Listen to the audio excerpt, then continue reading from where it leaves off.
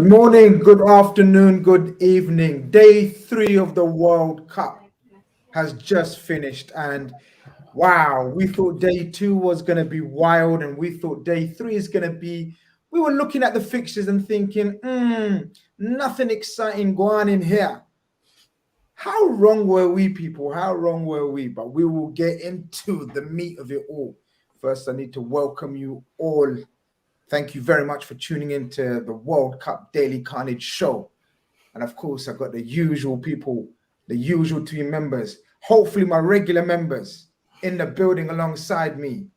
Of course, Harry Kane has, if you thought Harry Kane has got ankle problems, you're seeing Omar's ankle.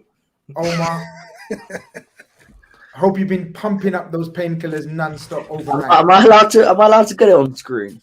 I don't know, man. You're right. Copyright. Bilal's the man with the copyright rules and regulations. If you're brave enough, man, I think you'll be allowed to get away with it. I'm sat with my leg up. Over 18s only. Where is it? Let's get it. Oh. You see that? The Jack Wilshere on that, mate. Oh, get some ice and do something with that, man. We don't need to. You icing that thing? Why is it swollen like that? Yeah. Robbie, I'm in Klopp's basement, by the way. Robbie's just asked why I always sit in the dark. I'm just waiting for my call up. I'm waiting for my call up. He's in the basement, bro. Yeah. Just unlock character. Yeah. I'm good, man. I'm good. Well, hopefully you are, man. Hopefully that ankle looks worse than it actually is, and hopefully it gets better with time. We can only give you the best wishes, man. We need you, top striker. You're our top striker. Pep signs new contract. Glazers put United up for sale. Sad day as a LFC fan. Get out of here, man. Come on. What's this Zuberi style negativity already, man? Hey, Get out of here, salutations, beloved, man. It's not a sad day for us. It's a good day for us, man. It's a good day for us, twisted man. up, United up for sale. They got a lot of garbage to clean out, man. So they're not gonna recover for a couple. People years. are in the chat. People in the chat, bigging up Ubu, bigging up the panel. Ibu. That's what I'm talking about. People want to know, is that Bumblebee from The Simpsons? Hey, come on. I don't even know who they're aiming that one at. But listen, it is what it is. Bilal, man, I know you enjoyed today's performances, man. We will get into it, but overriding feelings of today's proceedings at World Cup Day 3. Yeah, man, it was good. It was good. Like, honestly, I think some people at work thought I was going crazy today because, like, I was just watching the game at work, and I was like, when the Saudi goals went in, I'm not gonna lie, I was moved. I was very when those goals went in. I just thought this, it can't be happening. Is it really happening that Saudi Arabia, first game for Argentina? We've been talking about Messi, we've been talking about Scaloni, we've been talking about the defense of Argentina. Everything's looking good. They're a solid team, and then these Saudi guys just put them to the sword. And shout out their manager, man. Like, I remember he was the guy leading Zambia. The people reminding me. And Zambia, if you guys remember, his record is sick. Yeah. His record is sick. Crazy. If you're doing an AFCON, I'm telling you, you're a serious guy, because Ivory Coast couldn't win it for a minute. Yeah, Ivory Coast couldn't win it until he was a manager. When he was at Zambia, I'm pretty sure they didn't even have a proper striker up front. They had like some general. I remember them saying they got a soldier up front. Like, he's not a footballer. And they still won the AFCON. So this guy now, he knows how to make underdogs, perform. And Saudi got the energy, man. So, bro, they got more than energy, bro. Treveri says, talk about Romero. We're going to talk about a lot of individuals. Don't worry about that. We're going to talk about a lot of our individuals, bro. Don't you worry, man. We're going to get into it. Zuberi. Listen. As always. Salutations, beloved, man. But I'm telling you, I woke up early. Was not disappointed. You know why? I had my guy came on the screen, saluted me.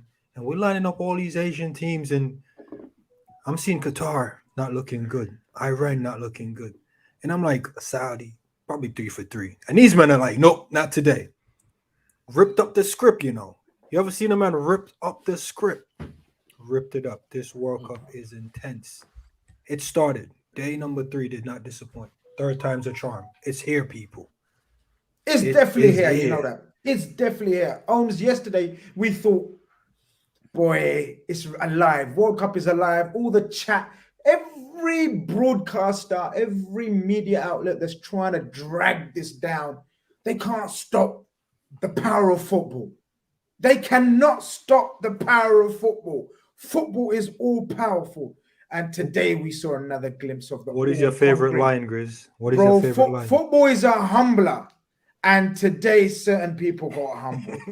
I'm telling you, today, I guess there's only one place to start, people.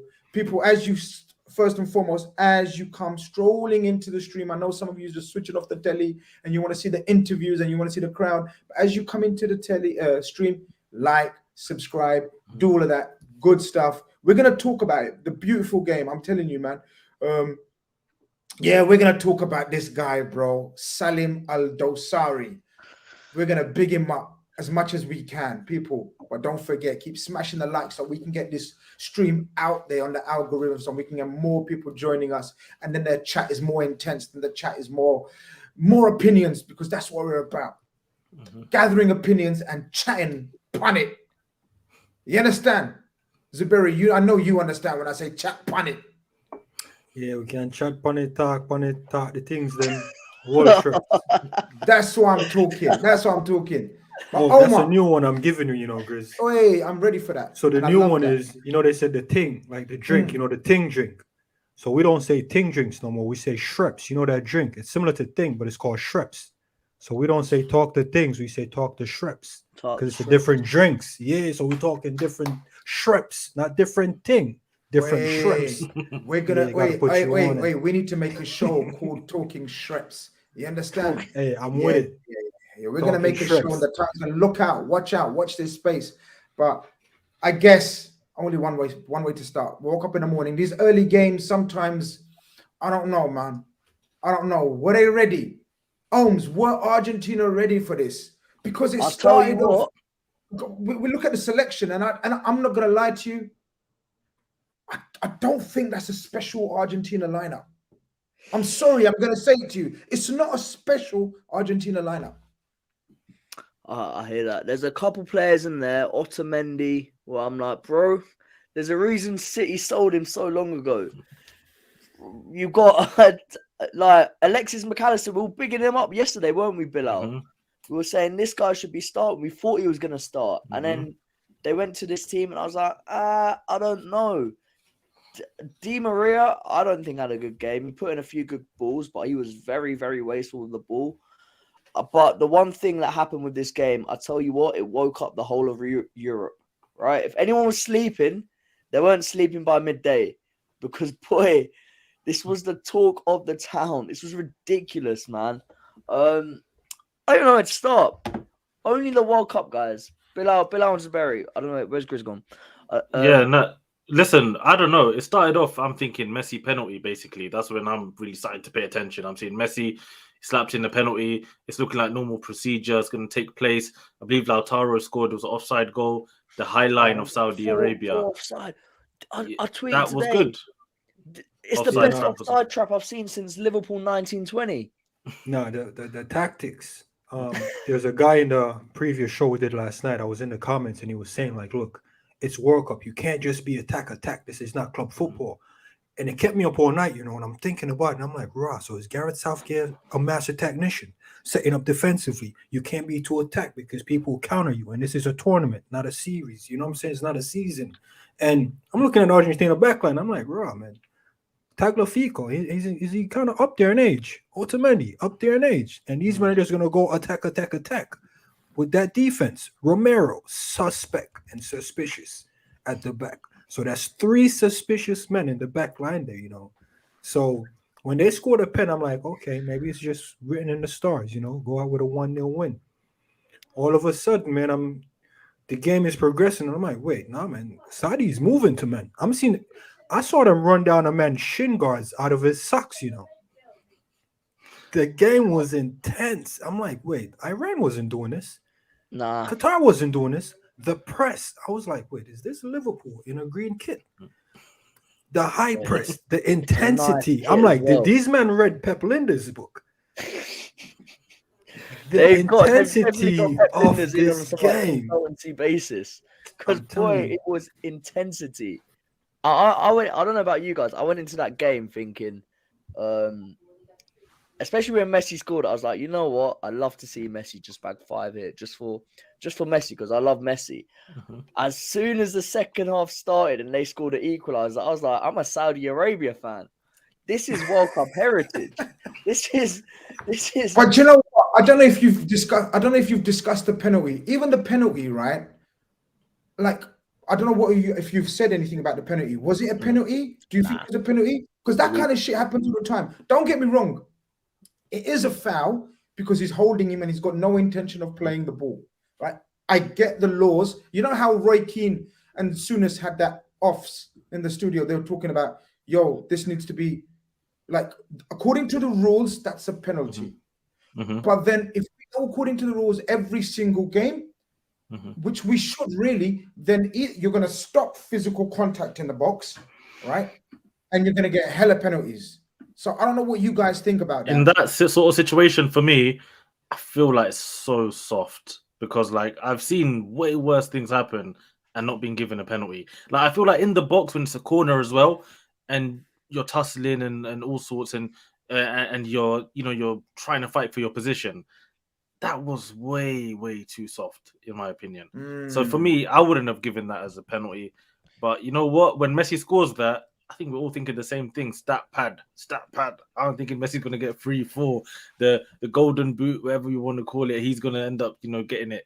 But at the end of the day, Saudi, they took that on the chin and they just continued, man. They continued to the game plan. And as I said, the manager's got that mentality as an underdog. Like, things will go against you 100%. Yeah, but you just got to keep believing in what you're doing. And they kept believing in what they were doing. And at the end, second half, they showed, like, they got the quality to deliver as well. Something Qatar didn't have. Qatar tried some interesting, little tactical shapes and passes to make themselves look good, but they didn't really have the quality to do anything. But the Saudi team showed that they had, the X factor at the end that you need, even the celebration, man. All of that kind of stuff, man. You love it. I'm not going to lie. It's a World Cup. And as I said the other day, like, for me, I'm not a really big Argentina fan. I always wanted, if anyone was going to win, I'm happy if Messi wins. Don't get me wrong. Messi won the World Cup, beautiful scenes. But when it comes to Argentina, not really been the greatest fan of them, even the way they play over the years. It's not really been my cup of tea. So for me, this kind of result, listen, bring it on. Bring me more. I just want to say, like, I don't know about you guys, but when I watched that game, I was like, if there was some sort of chemistry, say this game was 2-3 games down the line, like, Argentina probably rip up Saudi Arabia because that high line was so high and there was so much space. They were getting in behind so much, but they just weren't, like, fluid with their passes. They weren't just timing their runs perfectly. I was thinking, like, if today's France team came up against this Saudi Arabia team, if yesterday's England team came up against this Saudi Arabia team, then like that would have probably been like 4 or 5-0 the other way. So, but fair play to Saudi Arabia because they stuck it on them. But it is a brave game they played. I was like, I was just shocked because I was like, Messi of all people, someone who can, like, time those passes, just get like beat offside trap constantly. I don't know about the Lautaro one. That was tight, right? That to me, like, that was his sleeve, and like, I'm like, that should be a goal. Like, the rules are the rules, but for me, like, if that goes 2-0, it turns into a different game. But it's just Argentina. I feel like felt they were too comfortable. They didn't want to really, like, go for it. They were in second gear, and then when Saudi Arabia stuck it on them, they weren't really able to get out of second gear, were they? I don't know what you guys thought about it. I think they huffed and puff. If something I'm seeing most of these teams do, they're doing a lot of huffing and puffing, but can't really pull it off. But Saudi, for the fighting spirit, my only concern now is, do you think that's enough to get them going and keep going to get out this group? Yeah, definitely. Story. Mexico and Poland in their group, right? So Mexico and Poland being in their group, and the fact that none of them teams actually won today, it's big. And actually, that's benefited Argentina now because Argentina don't even have to worry, really. That the fact that Mexico and Poland both dropped points while they lost is good for them. But for Saudi as well, that's big. They got 3 points while Mexico and Poland are both dropped points on the same day. So for me, Saudi in a very good position now.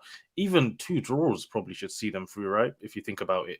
So, yeah. I mean, a point, potentially. Like, you just need really... Loads of teams go out with 4 points. They just don't probably need to... If they lose a game, probably not lose it by a lot. because I feel like someone's going to face the wrath of Argentina and Messi at one stage. You know what I mean? So Yeah, 100%. it all depends, but yeah, we'll see, man. Mexico, like, I'm sure we'll get onto them, but here's an interesting thing with me in Argentina. No goal from open play.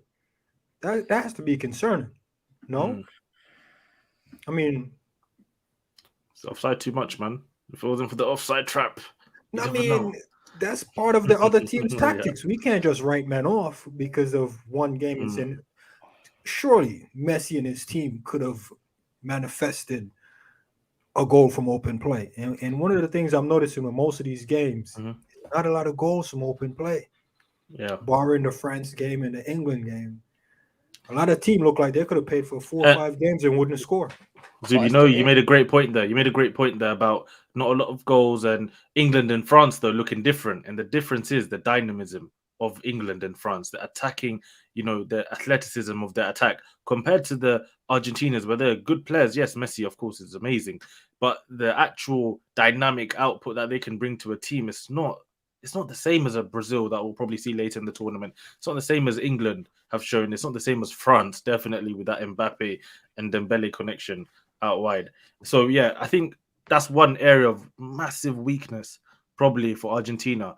Can they find different ways to score goals? They need to answer those questions. Otherwise, if they can't find ways to score goals in different ways, and then they have defensive performances like they've shown, today, it's not going to be easy, especially when you start playing against the bigger teams, man, in the knockout rounds. The thing is, you can set piece your way far into tournaments, but you need people good on both ends of set pieces. Like England got to the semis of the last World Cup literally because Ashley Young and Kieran Trippier were delivering quality balls constantly into England centre backs, Maguire, Stones, all these guys, right? Argentina don't have that. Romero, Otamendi, they're not really set piece specialists. They have Messi on corners and whatever, but they don't really have anyone else. It's not really their game. So they're going to have to open it up at some stage. But or they're just going to get carried by Messi. Messi's going to have to literally get into his Maradona bag and whip it out. Do you know what it is? Hopefully I'm back. Can you guys hear me first and foremost? I'm back. Yeah, you're good. I'm sorry. I don't know. I don't think it's the Wi-Fi because the Wi-Fi is working. It might be my laptop or something. Am I here? Can you hear me? Yeah, you're here, man. We hear you. Okay. Man. But I'm really gutted that because I need to speak. I wanted to speak on this so much, but my laptop and my Wi-Fi might down me again. So before it does, I need to speak on this, man. You made a very lost him right there. Right I there. think Grizz is pressing pause. Yeah, I think he's pressing pause, He's teasing us. You're teasing us, brother. Yeah, but like I said, you cannot be Argentina. You cannot be one of the favorites. And in your first game, you didn't score a goal from open play. Omar, I get what you're saying from set piecing your way in there, but this isn't a set piece team besides penalty. You take away penalty, they don't look threatening on corners. Who's running in the box? Otamendi and Romero. Zuberi, just to play devil's advocate, did Spain look threatening when they lost 1-0 to Switzerland in the first game of the 2010 World Cup? Nah, I remember that game. They were toothless. They went on and won that World Cup. So I hear that, but also I think with the World Cup, it's a very special tournament where you're able to judge teams after 2 games in the group because you're able to see how it's going to pan out, right? After 1 game, I feel like there's still so much time to go. So for me, I had Argentina as my favorites. So to see this, I'm like, wow. But then I'm not gonna sleep on them yet. I'm gonna wait. I'm gonna wait for the next game against who they play next, Mexico. I'll have a look right now. Yeah, I think it is Mexico because I think Saudi Arabia are playing Poland at 10 a.m. again, right? Saudi Arabia 10 a.m. They could be topping the group by Monday. If they beat Mexico and they look somewhat good, because at the end of the day, what were they on? They were on a 36-game unbeaten streak. They weren't on that unbeaten streak for no reason. So it's early days, but then it's also they don't really have room to maneuver anymore. They have to be almost perfect. Every game is like a cup final now for them. But hey, that might kick some sense. This game might kick some sense into them. But and what I can see from Argentina as well, right, is you look at their bench, and for me, obviously, look at the names: Julian Alvarez, Enzo Fernandez, Martinez, Acuna, who all came on. But then, for me, really, there's one guy here. He's staring me in the face. Number 21, Paulo Dybala. Yeah, if he can come on and do something, I feel like I watch him play. I know he's been in and out of the Roma because of injuries and stuff, but whenever he plays for Roma, he's easily the best player on the pitch. Easily. For me, he needs to start getting on the pitch. And if they can get him on the pitch and they can get McAllister on the pitch, maybe Julian Alvarez just for a bit more energy up front. I know Lautaro, obviously, he's a workhorse. He does do his thing as well. So, okay, either one of them is fine. But I feel like Dybala could be the key to giving us a different look, with the Argentina team. So, him and McAllister, for me, are the two players. If I was a manager, man, they're getting in my team every single day, 100%. When they beat Italy 3-0, right? And that Classica, whatever it's called. It was Dybala, Martinez, and thingy, right? What's his face? Messi. Yeah. So I would, if I looked at this team, I'd be dropping Di Maria and Papu Gomez and putting in McAllister and Dybala. And then I'd be getting Billy the Butcher in as well for this guy. Shout out Ash. I speak about QT Romero now, bro. I'm trying to think of QT. He weren't cutting it. I don't know. He was just there. Listen, for me, I've watched him play. I'm not going to lie. Tottenham fans have been gassing him. Not even Tottenham fans, even just his hype before he came, because he was doing Atalanta, and Lionel Messi, of course, is saying good things about him, how he wanted him at Barcelona. So he came with this reputation, I've watched him a lot of times, and I know he made a mistake today, so I don't want to look like, because he made a mistake today, I'm jumping on him. I'm just not that convinced about him. The way I've seen Lisandro Martinez, for me, has shown me a lot more defensively than him. I don't know. I'm gonna try to speak as much as I can because I'm having a nightmare today. First and foremost, apologies, everyone. I'm having a nightmare, but I think it should be fixed now. Hopefully. I don't know what you guys have chatted about, but I see that we're down to Romero. I'm a fan. Overall, I'm a massive fan of Romero. Okay. I don't think he's fully fit because you remember he had issues with Spurs. He hasn't been playing much at all come the last month or so. All right. And then when you're playing international football from club football and you've been playing under Conte in a back three, in a total different way of playing. And then you come into international football playing alongside Otamendi, who I don't rate, who kept on and stayed on, but for me, he's by far the worst defender of the two. I think that's what confuses him and confuses. He's the talisman of the back four, right? Romero, he's the leader. So sometimes, do you remember our own Degsy had that where he tried to do too much? I'm not comparing him to Lovren. He's far better than Lovren. But what I'm saying is, certain players try to do too much. Romero, for me, is one of those guys that tries to do too much. If he focused on just his job, whatever that is, whatever the manager gives him, I think he's a very good defender. But yeah, look, before I got cut off earlier, I don't know if you want to go back over it again. I don't know how much you guys have discussed. I was talking about remember what I said yesterday? A pace in a team for me is vital. Every top team has to have more than one quick player in their team. Now, Lautaro Martinez ain't lightning. He's nippy, but he's not quick. Do you remember he gave up that against Van Dijk when Inter Milan and Liverpool were playing? He hit him and go for certain sprints. Messi, we know, is not young anymore, right? Di Maria, injuries have crippled him. He's quick with his feet, whatnot, but I don't know. I haven't seen him sprint for a long, long time. He's been having issues with all sorts of... And then DePaul, Paredes, and Gomez are just ball players, man. Like, they're just ball players. You ain't even getting pace from them either. I don't know where the pace is and penetration is from this Argentina team. I think they're a team that relies on power, pressing, energy, and then Messi or Di Maria. That's it. Like, they try to combine everything else in terms of compactness, defenders being rugged, loads of pressing everywhere, and then a moment from Di Maria and Messi. I don't think there's much else to this team. So if you keep those two named players, which is a task in itself, you can make headway in this Argentina team. That's what I just wanted to speak about before we get onto Saudi. I don't even know if you guys have... Look at this comment here. I like this comment. They miss Yeah. Garnacho. Oh, I come would have on. taken. Now listen, I would have taken this kid even if he's played a few games, just based on the pure pace he's got running at players.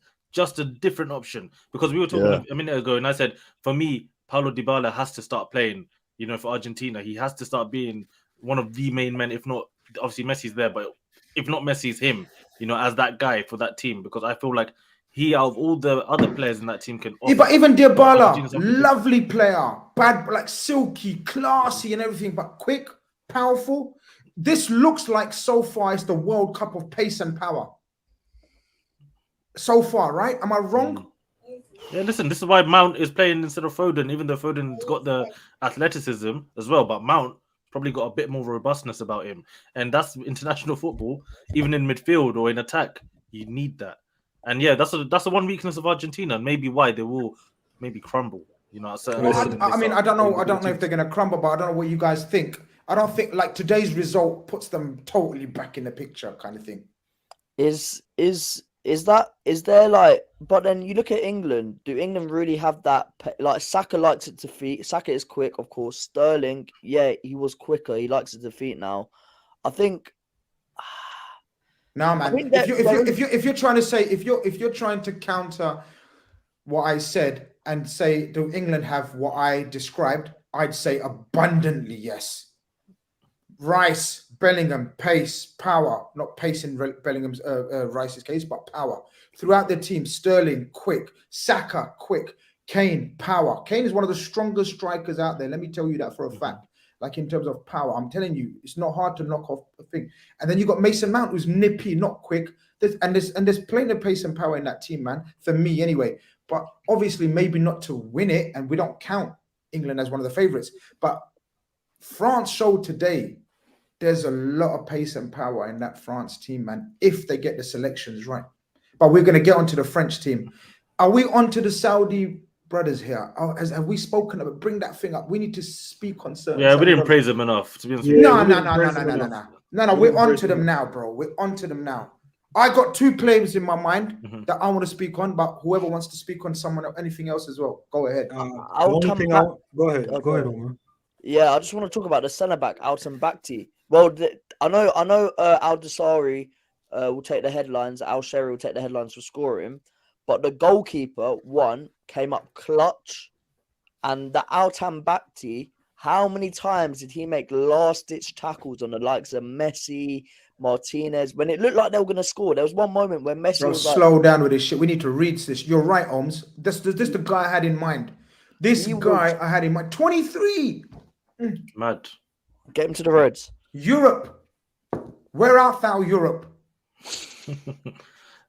Listen, these players start breaking through. If you're a good age, like 23, 24, 25, listen, someone will take a chance on you. There's a lot of European clubs looking for decent bargains here who will be willing to let you play at a high level.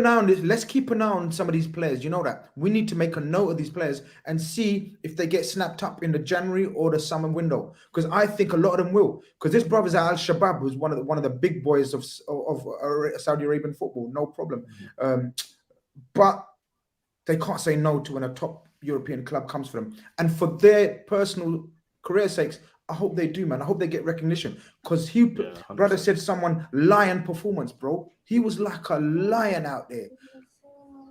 I mean, I don't know if any of you want to speak on 100%. He was so disciplined in the back. This back four was like Champions League back four, on the day. No. Let's talk on it. These men were on it today. I was in a conversation with one of my boys, and we're talking about when the stars align, it'll take another million years for it to line up that way. So you just have to seize the moment. They went out there and seized this moment. Seize the moment. You know how some small teams run up on Liverpool. We're like, yo, how are these men running up on us like that? It's a 1 in a million moment in football, and they did that, And today, I'm telling you, they took the world by storm. They took Argentina by storm. I will not stop speaking of this till it becomes a meme. You know how we say people run their socks off? I saw a man run his shin pad off, The shin pad flew out of his socks. Now, we got to speak on these men. These men was out there running their shin pads off. Now, we have to show credit to these men. And the celebration in the locker room topped it off. No. Before we get to the celebration in the locker room, right, we need to speak. Yo, come back. Come back, Zuberi. Before we speak about the locker room, I need to speak about, because I was in the 90-minute studios, and when that goal went in, right, the second goal, the first one was hype enough. Right, the first one was hype enough, but you know the second one, wait, that touch, and I tweeted about it. I don't know if you guys saw it. That touch, that control, he pulled it out of the sky, and then he turned on a sixpence, brought it back in. The finish, the commentary. Did you guys hear the commentary that went along with it? The Arab one, Arabian. The crowd erupted. The celebration. That was World Cup history made. Heritage. That will go down in the memories of great World Cup moments. The occasion, the opponent, the magnitude, the player, everything. That got me so. I shouted World Cup. That's why I shouted. I shouted World Cup because I thought this is history. Put that in the archives of World Cup history because that was a magical moment. Could be goal of the tournament, you know. In my life, that was probably the biggest shock I've ever seen in a World Cup. Bear in mind the Germany-Brazil 7-1, whatever. In terms of like underdog story, I've never seen anything like that before. I've not celebrated a random goal like that since Shabalaba scored to make it 1-0. I have not celebrated. I was in bed. I wanted to dance. I got my crutches up. I was there. You like relax. this. No, you relax. You relax. You relax. Is that why your foot is swollen? Nah, you need to relax someone. You can't be doing that. I wanted to cartwheel and flip with him. Hey, did you see the celebration? That's a Champions League goal, you know. Champions World League final Cup. goal. No, that's a World Cup. No, man, put some respect on that goal. Why are you still talking Champions League? We're talking World Cup history World Cup. archives. We're talking World Tardelli Cup. of Italy. Wait, World Cup. Biggest tournament, man. We can't talk Champions League here. Yes, Listen, and I the do Champions apologize. League here. I'll hold my hand up, people. I'll hold my hand up. You know That's what right. it is. You know what it is. Mhm. I wasn't ready for that in the World Cup. No, be no honest one with you. was. He sent 2 men to shop, you know. I was not ready for this. I was in World Cup. And I've never even seen man in Europe yet. Nah, we got. There's ballers wasn't everywhere, ready. man. Listen, think wasn't about it, ready. right? How many players does each top team have? Like what, 25 a squad and academy players? How many talented players are there just not getting opportunities that we don't really get to see, you know, in our lives? This is the stage where you get some random guys who manage to make it all the way to the top, and they're showing us, man, what they can do. And I just want to shout out as well, not just the strikers and all of that, but we got to big up the goalkeeper as well, because some of the saves he was making, ridiculous. Too, you know. Goal line clearances from the defenders as well. And yeah, man, I think everyone played their heart out, man. You got to big them up, man. If you're going to beat Argentina, Messi, Di Maria, and Kall in a World Cup, you have to play your heart out. You ain't going out there doing bits and half measures and beating. You might get a draw, like a lucky draw, when your back's up against the wall and all that business. Look, I'm not saying they outplayed Argentina, but I'm going to say they deserved to win. Now, some people may say, no, relax. No, I'm not relaxing. Listen, I've seen people run out of their shoes, run their socks down to their ankles. I've never seen a player run out of his shin pads, you know. When a man run out of his shin pads, he deserved to win the game. That's all I'm going to say about these men. These men ran their heart, soul, and shin pads out, man. I'm seeing shin pads looking in the air, and I'm like, yo, these men are on their heels. Now, these men did everything they needed to do today, and I hope they can rein it in and get out of this group, because if they do it, this will be a monumental moment for the Saudis, man. Did you see Saudi Arabia's XG? It was 0.14. They had 2 shots on target and scored from both of them. I didn't see that, but I'm not looking at that, man. Clutch. I'm not looking at that too much. It's clutch. We look at the energy. We look at how the teams are going. There's even one clip I saw of one of the Saudi players. Like Messi's walking, right? and he's just gone to him, just like tapped his shoulder. I don't know if he was asking. Yeah, what was that? What was he saying? What was he saying to him? Does anybody know? Smiling at the He end. said Ronaldo better, Ronaldo better, Ronaldo better. No. Apparently, he started chatting to him. There's a clip in it going around where when they went out 2-1, this player was talking to Messi. Does anybody have any idea what was said? Definitely tell him, hold that. That's what you're telling him. No, but it's too early to say that though. He must have been saying he's giving him that talk. Nah, I would. If I'm playing, it's 2-1. Remember when Robertson slapped Messi? You ain't running your mouth. Half an hour to go, you're running off your mouth to Messi. You're an idiot if you do that. Why not? Because he'll burn you still. He must have been saying some different psychology. He was like, yo, big man. Regardless of the score, turn it on now. I need your shirt. Yeah. I need your shirt. Regardless of the score, I need your shirt. And This is what he was saying. Don't tell me no. I need your shirt, bro. I need your shirt. I reckon, see, if it was me, Bilal, see, this is where experience counts. Listen me. I'm listening. In that situation, yeah, and I don't know, Zuberi might back me on this, but you two young bucks, yeah, this is the kind of shit what you say to players like that in that situation. What I would be saying to Messi, yo, we just taken the 2-1 lead in the World Cup that you're supposed to win. You're about to go mad and win this game for Argentina. So I want your shirt because your shirt's going to be worth billions after this game. Do you understand me, brother? And I'd keep saying, and Messi would be like, concentrate on the game. I was like, no, I'm concentrating on you because you're the only one that can get Argentina out of this. Millions of people's pressures, hopes. Yeah, you got to tell bro. them. You are the one that's going to turn this around, bro. Do you want this, bro? Because I want your shirt. I want your shirt. Exactly. That's you, man. Me, not this is how we're talking. Telling Messi, I'm so telling you're you, done. Finished. Yeah, you're finished, Maradona. I'm telling you, you're getting done. Bro, Zuberi, this is where they get done. They get done. Argentina. I'm saying I have no hope for your young bucks. At the end of the game, I'll be like, Messi, can I have your shirt? I love you, bro. But in the game, he's gonna be like, you a two-face. You gotta keep it's not two-face. I'm cooking him. No, you're not. He's cooking you for the rest of the game.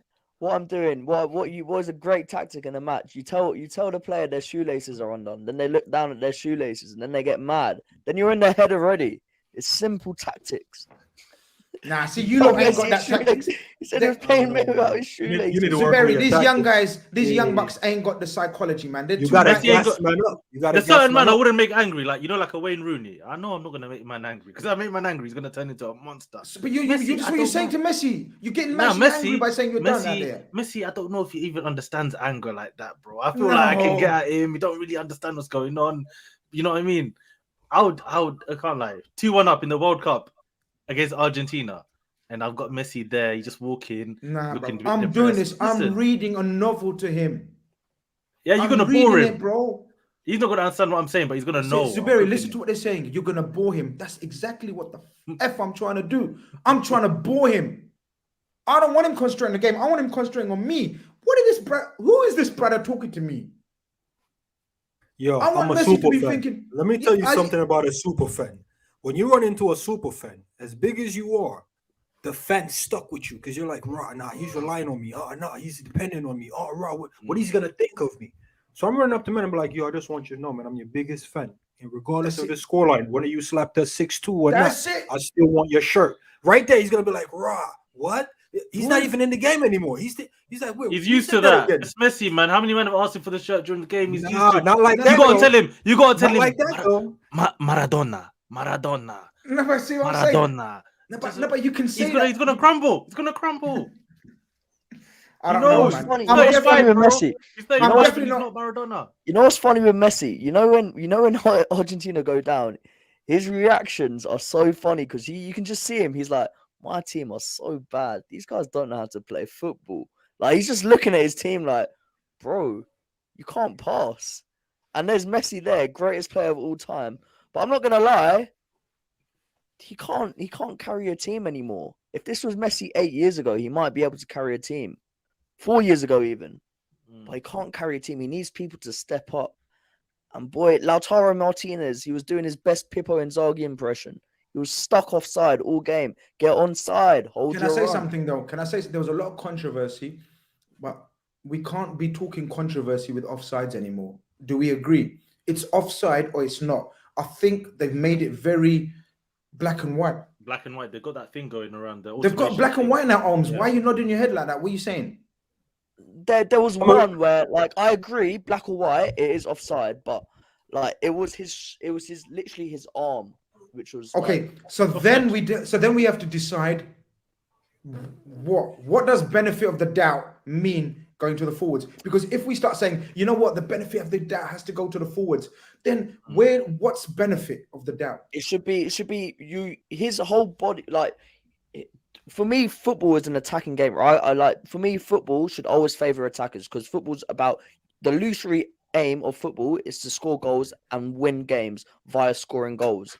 Hence, football should always favor attackers. One, it's there because you score goals to win games, and two, it's there for entertainment. You get entertainment through goals. Most people get entertainment through goals. Some people get entertainment through, I don't know, defensive headers, whatever. But weird.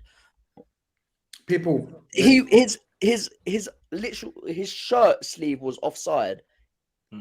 It's I understand the rules are the rules, so I'm not complaining that it's the rules of the rules. It's just a bit. Omar, it doesn't sound like you understand the rules. No, bro. you don't It's understand. any part of your body that can score, and the jersey sleeve, that's not a handball. Handball is on the skin. So if it's a part of your body that can score, bro, it's offside. It's black and white. There's no debate with this technology. I think there was way too much debate. Also, one more thing I'd like to add, right? I know you say obviously the rules always been like give the benefit of the doubt to the attacker, right? But if we make offside black and white, but if we make offside like black and white proper, wouldn't teams be more encouraged to play high lines, more encouraged to play a pressing game, more encouraged to be more adventurous? And then Liverpool, we might see more of an attacking game that way. Exactly. If the offsides are proper, you're going to be more willing to play a high line. So for me, I'm happy with it being black and white in my opinion. Pixelated Pigeon Club channel member says upper body should be irrelevant. Make it about the feet only. But you can score with your upper body. I mean, football, so we're saying no headers in goals, no shoulder tap ins. What are we saying? No chest goals. What are we saying? Just keep it to football. Football is just football, no heading then. No. Pulling goals back for head. I hear that argument. What are we doing? I hear that argument. What are we chopping up here? There's no chopping up, bro. It's on or off. I think there's no maybe button. It's on or off. That's it.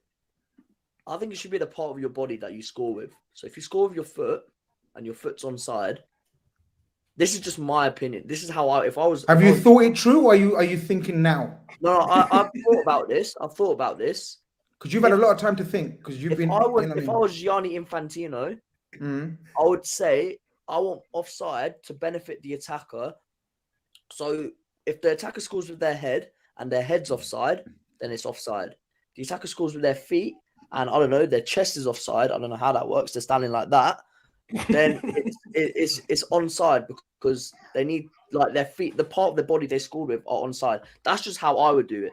People in the chat might hate me for that. People in the chat might like me for that. You three might hate or like me for that. That's just how I would do it because I feel like football is an attacker's game. So I'm gonna ask that question. You know that I haven't heard this theory before. Your suggestion is something different, actually. I haven't heard this before, so I'm gonna look into that. Big up to Mizzy as well, channel member in the building as well. Says big up the panel. I take the humble pie. Said to Zuberi yesterday. I wrote that Saudi game off. Everyone did, bro. It's a big feat for Asian football. Yeah. You don't need to take the humble pie. There's nothing. No, you're a real one, man. No, you just got to eat them sometimes. You know, even when people don't mind you eating it, just eat it and we'll call it a day. You know. Exactly. But listen, guys, can we have a look at that table, please, now, Bilal? Because what does this mean for the table, people? What does this mean for the qualification? What does it mean for the next round game, possible encounter? Certain cynics were saying Argentina now avoid Brazil. So this is a smart move from them. I can't imagine them even thinking that far ahead. But, you know, if Brazil win their group and Argentina manage to qualify, they avoid Brazil, right? In the next round. I don't know if while Bilal does this, maybe Omar can check out the sort of the permutations, maybe. But yeah, no, so if Brazil finish first and Argentina finish second, then they're on the opposite sides. That puts Argentina on England's side if England top the group. And then who's on England's side? France on England's side. Okay. I think no. So if France top the group, like they will, Argentina finish second, they face each other in the last 16. Oh shit! They avoid Brazil but play France. France are gonna cook them. I'm sorry. But in their head, they prefer France. Nah, I think I after the that's just a 2018 World man. Cup as well, Yeah, like no, even young no. Mbappe was running around right wing. Grizz. Pavard, So, everyone was what's the eating that next? day. What's the next fixtures in this group? So Argentina, Mexico, I believe, right? Yep. And then Oh, Saudi, shit. Poland. Saudi, Poland. Mhm. The next game in this group Uh, is the semifinals. It's a talk to me. semifinals game. I'm excited, bro. Already. I don't know how these games are gonna go. This is gonna be sick. This is This a group twist, you is- know. This is a nice massive twist. I'm ready, you know. I'm not Wait, sleeping on no more are we games. thinking? Do any of us really think Saudi Arabia can't go and get a result against Poland after that? Did you see the they're- way the crowd No, were backing definitely. them? Definitely. Yo, if they run their shin pads off again, they will. Because Poland didn't look too great going forward. No, we I can. mean, I guess it's a segue into the second game. What was the second game? Yeah, if you want to do this, we could just go to the Mexico-Poland game then straight. Yeah, listen. Poland could have come away with something, Mhm. but talk about the Mexican heritage. I'm hearing the crowd shouting. We said that, didn't we? Ochoa, I mentioned that. Ochoa. I haven't got And much I just to remember answer. Bilal writing them off. I'm like, Bilal was writing off this keeper, you know. Talking about, I don't know. I said he has Ochoa. 6 fingers, bro. I'm not writing a man off. They told me he's got 6 fingers. Bro, I can't write a no. Listen, Nah, He the told me he's got 6 finger superpowers, turn up bro. today, you know. I believe in him. Yeah, no, bro, I believe in his powers, bro. Don't get me, bro. I wasn't surprised when he saved that penalty. I was like, listen, 6 fingers. You know what I mean? And Lewandowski, I don't know. We got to have a conversation about this guy, man. Like, Bro, this people is are it. trying to put him above Suarez. He's not clear of Suarez. oh no, that's a joke anyway. He's not. Like he's not Suarez clear. is- Like, but I'm Suarez having is the best Benz. I'm striker having in the last, Benz like, ahead 10 of years. Lewa. We're At saying this we're calling back for his what do you got? The striker of the year trophy that year. We're taking that back. You saying he ain't it? No, What are you doing? he's No, he's a good. baller. No, he's a baller. He's cold, but it's one of those ones where it's like big moments. A lot of times, World Cup. know When's he ever delivered it's for not there. Poland? He's I never know really World Cup. delivered. You don't expect him to, and for Poland even. So Let's he's be just a honest. club man, or is it this is Bayern tax and And certain it's, club yeah, tax? Bayern tax. How many Do you know what? Champions I Leagues think did we're he being win? harsh. No, I'm it's sorry. not Bayern tax. He scored 13 for Barca. He's a bagsman, yeah. I'm with Ohms now. Like, are we really doing this? Are We we have to. really doing This is this? a World Listen, Cup. This is where let me ask everyone you a question. under the microscope. This is the Come only on. time. Lewandowski, he misses a penalty, the greatest miss a penalty. He's playing. I'm joking. I'm being serious here. Yeah, this Polish team and the setup of this Polish team was dead, right? He played Zielinski as a false 9. Zielinski, everyone knows, is an attacking midfielder playing in it as an 8, right? I don't know, man. This Polish manager, I'm not familiar with his tactics, so I'm not going to go too deep.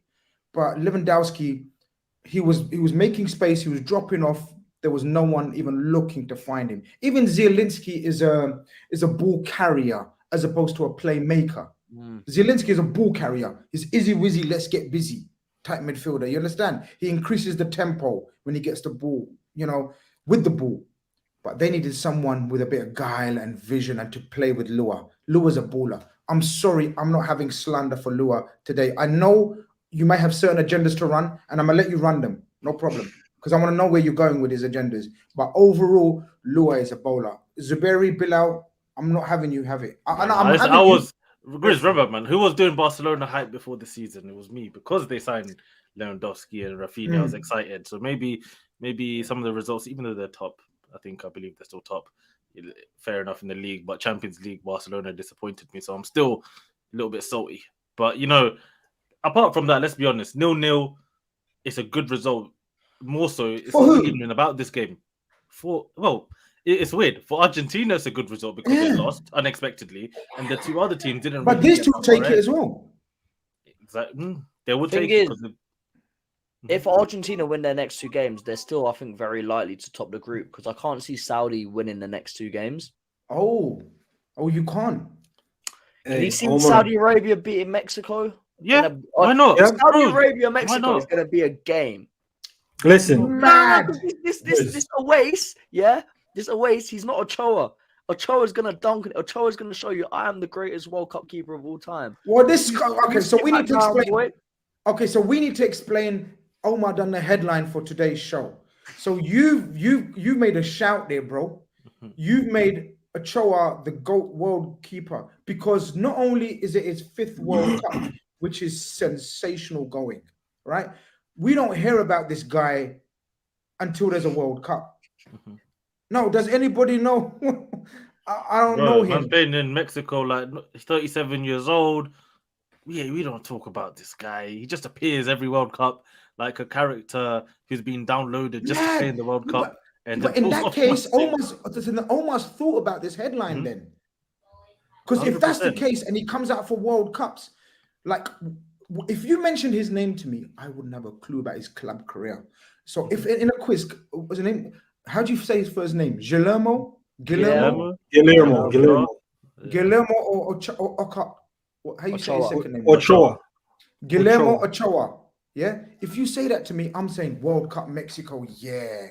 Otherwise, I don't know I couldn't name you one club. Maybe Seville he played for at some stage, or Valencia. Maybe. I don't know about his club sides. Yeah. So then Omar might have a shout for saying he's one of the GOAT keepers of all time in terms of World Cup. In just the World Cup. Just the World Cup, because he plays in World Cups, bro. Listen, the Olympics is every 4 years, and we don't really see much of these athletes. You know, we seem like here and there in certain competitions, and then all of a sudden, you know what I'm saying, the Olympics is on. We're like, oh, who's this guy? New in the Olympics. Oh, wow, who's this guy? 6 Olympics. That's Ochoa right there. That's Ochoa right there. And I'm telling you, he can be the difference for keeping Mexico in this. If Mexico can find a goal or two, could be in this. When you're talking about Argentina winning the next 2 games, bro, I know you're back in Argentina, but let me tell you something. If Saudi run up on Poland the way they run up on Argentina, they could get it. They can do it. They can get the 2 wins in this group. So don't sleep. Yo, how's Assad telling me it's pronounced and he's just said his name? He just wrote the same thing, bro. He just wrote the same thing. Come on, man. Come on, bro. You know what I mean? Yeah, people are congratulating me on it. You don't need to congratulate me, congratulate the Big Six as well, but big up you. Thank you, Zeno. Thank you very much. Yeah, man, that was a shout still, you know. It was fun. It was fun. You know what I mean? Big Six taking over USA, Zuberi. Listen, close to 250 of you in here. Likes. You understand? That's what we ask for. Likes. Let's hit up the likes and let's get the show rattling on, moving on. Well, we don't need to move on because 0-0. I thought Mexico played with heart, passion. That brother who cried in the national anthem, he had a fantastic game. Vega. I was telling me about him yesterday. Shit! Let's add this to the stream again. Who was telling you about him yesterday? You guys were telling me that. Yeah, I was talking about it. You guys were telling. Yeah. Guadalajara. Yeah, Guadalajara. Oh, Zuberi. Okay. I mean, I wanted him to score, but you know, he often puff. Listen, I don't think they were quite on it. And to be fair, the goalkeeper kept them in it. Poland had a lot of good chances, didn't really take them. The biggest thing I'm noticing with this World Cup, we can say, oh, it's game 1 and all this good stuff. Certain teams aren't really finishing their chances. They're not really taking the moments that are given to them. And this is a knockout competition. This isn't a season. You have to be taking your chances. And I'm not sure what Lozano was on today. Mexico just didn't quite gel up top, but a keeper to keep them in it, that's big in knockout tournaments. We're talking about penalty saving keeper, that's big. So Mexico do have a good chance. Poland, they need somebody where Zelensky is. Zelensky shouldn't be right there. And to Grizz's point, I'm not sure I feel these Polish tactics. Lewandowski, he's not the I can carry the team through. He needs service. Zelensky isn't necessarily the serviceman. He's more the I'm gonna drive it and give it to the serviceman. The serviceman is gonna pattern it up. Do you know what? You know what Zelensky is? Okay, so you know the American football from what I used to remember, right? You know, like explain what this role is. People, Bilal and Ohms, if you know what I'm talking about, because Zuberi might think, what the fuck is he saying? Because I don't know the technical terms. So I know Zuberi will know, but he might not understand how I'm explaining it. So you know when you're playing American football, yeah, and you know when the quarterback gets it, and sometimes he throws it, sometimes he don't throw it, sometimes he gives it to a next man who just makes inroads. Yeah. The running back. The running back is a powerhouse, you know. Zelensky. Oh, that's an example. Rate me, people in the chat. Rate me. Can you smash the running back? They're powerful, you know. But that's a comparison. They're running through brick walls and running over men, you know. Or they could be quick and nimble. Zelensky is the yeah. quick and nimble through the legs and dash past them and all that. I'm proud of that example. I'm not even going to. Yeah, no. But you know what they need? They Zelensky is a do good need another baller. man in there. Yeah, they need another man. They need one more man in there. Zelensky and Lewa, that's not quite it. They're missing someone in between. But I mean, look, I'm not going to lie. I'm not gonna lie. I hope they get knocked out, man. This team, like, even if we went to knockout, it's not Poland. exciting. Yeah, it's not exciting. Yeah. Man. Just I'm look at ready that for them team. to go home. Yeah, I'm ready Yeah, for them just to go go home. home. All right, big up Matty Cash for learning the I was national gonna anthem, say. though. I wasn't gonna say big up for the national anthem. No. I wasn't gonna say the big up Matty Cash for the national anthem, but that's a good point by Holmes. I was gonna say Matty Cash has got the potential. He just needs a coach to teach him how to play football after his thrusts, because man can make inroads, you know, and he's quick, he's tenacious. He's giving me, I don't know. He's giving me what's that brother Wolves Traore? He's giving me Traore vibes, but from fullback. Yeah, Unai Emery will teach him. Don't worry, Unai Emery's got him, man. Unai Emery may be the one for him. Yeah. He's always been someone that in the Prem you just know is like he's always gonna. He's good enough for your team, but I don't know. I want him to do well. I don't know why I like this guy. I like this guy. I think you like his hairstyle. I don't know. I was gonna say, I think because he's Grealish's best mate. Yeah. When him and Grealish were playing together, it was just funny watching them. Him and Kall look the same. They literally look the same. Yeah, 100%. No, but he's good, you know. He's got something about him. He just ain't got no brain at the end of the physical prowess he shows. Yeah. No, physically he's up and down. He's energetic. He's strong. Defensively, he's not bad. He's another good right back. I was going to say for England, then I remember he's playing for Poland. But yeah, he's good. We talked about the Poland tactics and we didn't quite agree with them, right? I thought Mexico's crossing was beautiful from the flanks, the wide men, but I thought it was very, very stupid tactics because they didn't have a big man until they brought Jimenez when they stopped crossing. Can anyone explain to me what happened there? Here's what happened. Go on, because you know that Chavez guy. Boy, his left foot was sweet as candy. But the tactics required Alvarez to get in the box on like some late runs, and Herrera is up there in age. So they didn't, if you notice, look at every time a ball comes in, it's no more than one man in the box. And the one man is, if he's far post, they don't have the late runner, which Alvarez should have the legs to get there, but he didn't. Because Alvarez is quite tall, you know, he's like 6'2", I think. 6'1", 6'2". So he should have been that guy coming in there, but he's not, because he's also trying to sit back and protect them. He's not that guy at all. I don't think he's got that in his game. To them, man, but they're short. They're not really tall. So Alvarez as the guy with height, Jimenez to get in there. The tactics didn't quite gel, because when they brought him on, if you notice, the cross is coming in. He's back post, the cross is near post. He goes near post, the cross is back post. And there's always just one man in the box. So as sweet as those crosses were, there's just no one in there. No one. You're thinking like, yo, get in the box. But Alvarez doesn't have the recovery legs, so he wasn't trying to risk it. Not sure if it's a tactics, but he wasn't risking running up in there and then getting caught out going back. So I think they just played it safe. I think they played it safe. I think both teams didn't want to lose first and foremost, as opposed to go out and win it. The crowd tried to get Poland hyped. The crowd tried to rally this Poland Mexico team, and you could see the heritage was there, you know. But I don't think they got. I think Bilal says. I think Bilal said he wants this Poland team out. Yeah, I want the Poland team out, and I don't think Mexico's going far as well. I don't think they're going far. By the time Jimenez came on, it was very ineffective. Let's just be aware of Mexico, Argentina. That's all I'm gonna say. Let's just keep an eye on that. No, expand on it. Don't be cryptic with us, brother. Expand on it. What's this cryptic? 1-0 Mexico, 1-0. Mexico, every World Cup have these performances. It was Germany last year. We said they always have these performances against big teams where you're like, damn, on the counter, they go 1-0 up and you just can't break that. And look, this is an Argentina team now, low in confidence. I still would back Argentina, but I think the pressure is on Argentina. The pressure's not on Mexico. Mexico can lose this game and still qualify. Argentina, if they lose this game, are out. The pressure's on. Pressure's on, man. I think Argentina. Honestly, I look at Mexico and Poland. I think they're both going to get knocked out. If we're keeping it real, I think Argentina will turn up. They'll get their points on the board, and I feel like Saudi now with that win, it's just energy, momentum, fans, everything. Things are going to be very difficult to stop them as well. So I think, unfortunately, for these two teams, they're going home. That's what I see. But if one of them get through, wow, for me that would be a bit of a shock to me. I'm not even going to lie. Even with Saudi being there, I know some people still think Saudi will go out. But yeah, for me, Mexico and Poland, and this Mexico generation, man, they need some proper fresh blood coming in. I don't know what's going on with their grassroots or whatever. I don't feel like they're producing players like they used to, man. I don't know if you guys know anything more about that. But there's something about Mexico and their football right now. It's not what it should be. Yeah, No, a few of them might level be should in be the at, US team, or working for the US team, I think, still. But Very, very, very quickly talking about that. Was that a penalty?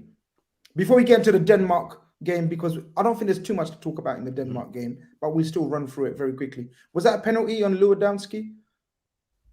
Seemed like it. I don't know. Seemed like it at the time. the pens Wow. are soft, and It's so soft. the Yeah, only everything's thing soft. the only thing I want to see is consistency in the tournament with these soft penalties. Whether there's a lot of them or not, I don't care. Now that you've set the precedence for some soft penalties early, please keep this. You have to let them run now. Just like they're doing with it, just like they're doing with the time added on. If you're gonna do the time added on, that means less people are gonna time waste. If you're gonna do more of the penalties, then less of these fouls are gonna take place. Pulling and whatnot. People are gonna focus on the ball as opposed to you're looking at the man, the corner's taking place. You know them stupid scenes that we get where the defender's facing this way, the corner's coming, but he don't give business about that. He just only about the attacker. That's not football. That's rugby and that's American football. He might as well be in that defensive line. And what's that called now? I'm talking American linebacker. You might as well be a linebacker. Going over my head. You look not Linebacker. That's a Mark Henry. That's a Mark Henry type figure, right? A big dog. No. I don't know what a linebacker is. No. The special one for that role is called a tight end. Yeah. Tight end. Tight. Yeah, tight end. Tight. they get tight, man. If I heard that, I'm thinking he's a little nippy guy, bro. I don't think he's a linebacker. Sounds like he should be the, that colossus. But listen, yeah, man. Look, I think it was a penalty because once you drag a man down, it's a penalty. They were handing off each other, no problem. I get that. It was 6 of one, half a dozen of the other, as they say. But once he grabbed his shirt, that's it, and pull him. That's it, penalty. VAR as well, man. When you start seeing all of this, it's a penalty, man. Do you think? This is to all of you. Do you think like you're able to set a new precedent come the knockout stages, or now you have a precedent here with like soft penalties? It has to last throughout the tournament because I reckon. Could FIFA get away with saying, all right, in the group stages, you're going to have these soft penalties, but then say there's so many of them, it just becomes ridiculous. Could they say in the last 16, let's be a bit harsher on like these pools and stuff? Because it's not going to stop. And if that's the precedent, there's still like the Harry Maguire one against Iran, that if these penalties are getting given, that was a clear pen. Because the guy was pulling him, dragging him down and looking at him. 100%. I agree. So like, it could get to a stage where it's actually just ridiculous. Like, but it will stop. It will stop like over physical contact. Like I get it's a contact game, and I understand it. There's got to be jostling, of course, but you're right. It will be a difficult one to judge though and referee. But people, before we go on to the Denmark Tunisia game, which was probably the least sort of anticipated game, probably we get into that. People, there's 250 of you in here. Smash the like button. I don't want to keep asking you, but every time I look at it, it drains me. Like none of you are liking it. Like I don't get it. Like people are saying, look at this, man. Where's this comment, man? Where's this? Look at this, man. Are you serious? I bring on Coolio for you. R.I.P. Coolio. You give me Coolio vibes with your hairstyle, Zuberi, and you ain't hitting that like button. Come on, man. People need to put some respect on Zuberi's hairstyle, man, and smash that like just for him, just for that hairstyle. And all the American football chat, people are asking what's linebacker and tight ends and what the fuck is a linebacker? Tight ends, I can't believe it, bro. So you have tight ends in rugby as well, like tight end props, loose end props. Yeah. No. I'm just gonna say drama class now. Like, what's going on? This show will turn into 2 hours. I'm just gonna say what Axe is saying. Look it up, people. Look it up. Go and look it up. Yeah. Let's move on to Denmark and Tunisia. Yeah, go on, Zubs. I think it looks like you want to get something on your chest early. Yes, I want to get it off early. I'm a big fan of this guy when they won the league at Leicester. Kasper Schmeichel. Oh my Schmeichel. God. His passing made Edison and Allison look soft. The way man was doing some cutting passes on the ground, and bro, his passes. Not Edison, please. No. I'm telling you, Grizz. No. If you watch this game, his passing, Schmeichel, you know. Schmeichel and his shaves. Nah. I was gassed, yeah. Zuberi brought up Schmeichel because I thought he was going to talk about the save. Did anyone see that save? Oh no, the save was cream. That was the greatest save of all time. Not of all time. Not of all time. No. Of all time. Hella all time shout today. No. What happened to Ochoa? What happened to Ochoa? He's no longer the greatest. What are you saying now? But you know how yesterday we were talking about the Schmeichel star, yeah? Yeah, Zuberi Yeah. does that in his Sunday Yeah. We'll talk about the star. Yeah. That save, the guy chipped him. It was actually a good finish. And he managed to like hold his posture. You know how Ronaldo holds himself in the air? Yeah. Yo, he did the star slide. So we talk about the star jump. Shit. He did the star slide. Nah, it's Omar's right. He did the star slide, you know. That would have been a glorious goal, it right? up there, you know. Oh, That would have been a glorious goal. technique was perfect. The striker could, he could have smacked it across him, like, laces through the ball and that. But the star slide was probably still going to get there. What are we saying about the way they set up Denmark? Too cautious, not enough attacking intent, or haven't they got the personnel to play that game? You know why they're doing this? Why are they doing this? Thomas Frank Bull at Brentford is gassing them, thinking they can do 3 at the back as well with a 5 and the 2. This is what's happening. I think Thomas Frank at some point is going to go manage the national team. He's talking about when he will leave Brentford for a big opportunity. So maybe they're preparing. They're going to come with a 3 at the back at one point and try and do things in that way. So I think that's why they're playing this kind of formation, in my opinion. Otherwise, just stick with the 4-2-3-1 and just be simple. Tactical warfare. They're missing an Ivan Toney though. They're missing someone up front that is actually needed up front. They look toothless up front at times. I don't know if you guys. I said that Dolberg's not it, man. He was wonder kid at Ajax, man. Yeah, he had a good opportunity. He just didn't finish dinner on the header that came in. I mean, what's going on, my guy Yusuf Poulsen? Anyone got him for? Yeah. What's going on? That's the know. guy. Was he sub? Game. Is he injured? He was on the bench. I'm pretty sure he's on the bench. Like Tunisia though. I owe you an apology. Yeah, we need to speak on Tunisia, man. Denmark you were mocking me yesterday. You were mocking me yesterday. What did you say? What did you say about me? You guys are saying you're gassing up Tunisia. I said they're a decent team. I said I gave a little yeah. Kazri shout. You deserve an apology. Thank you. I'll take it. Thank you.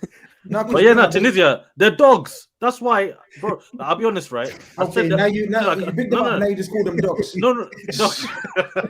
in a good way. But these North African teams, right? The way they play, a lot of especially Tunisia. Tunisia is definitely the worst one in terms of not worst in a good way.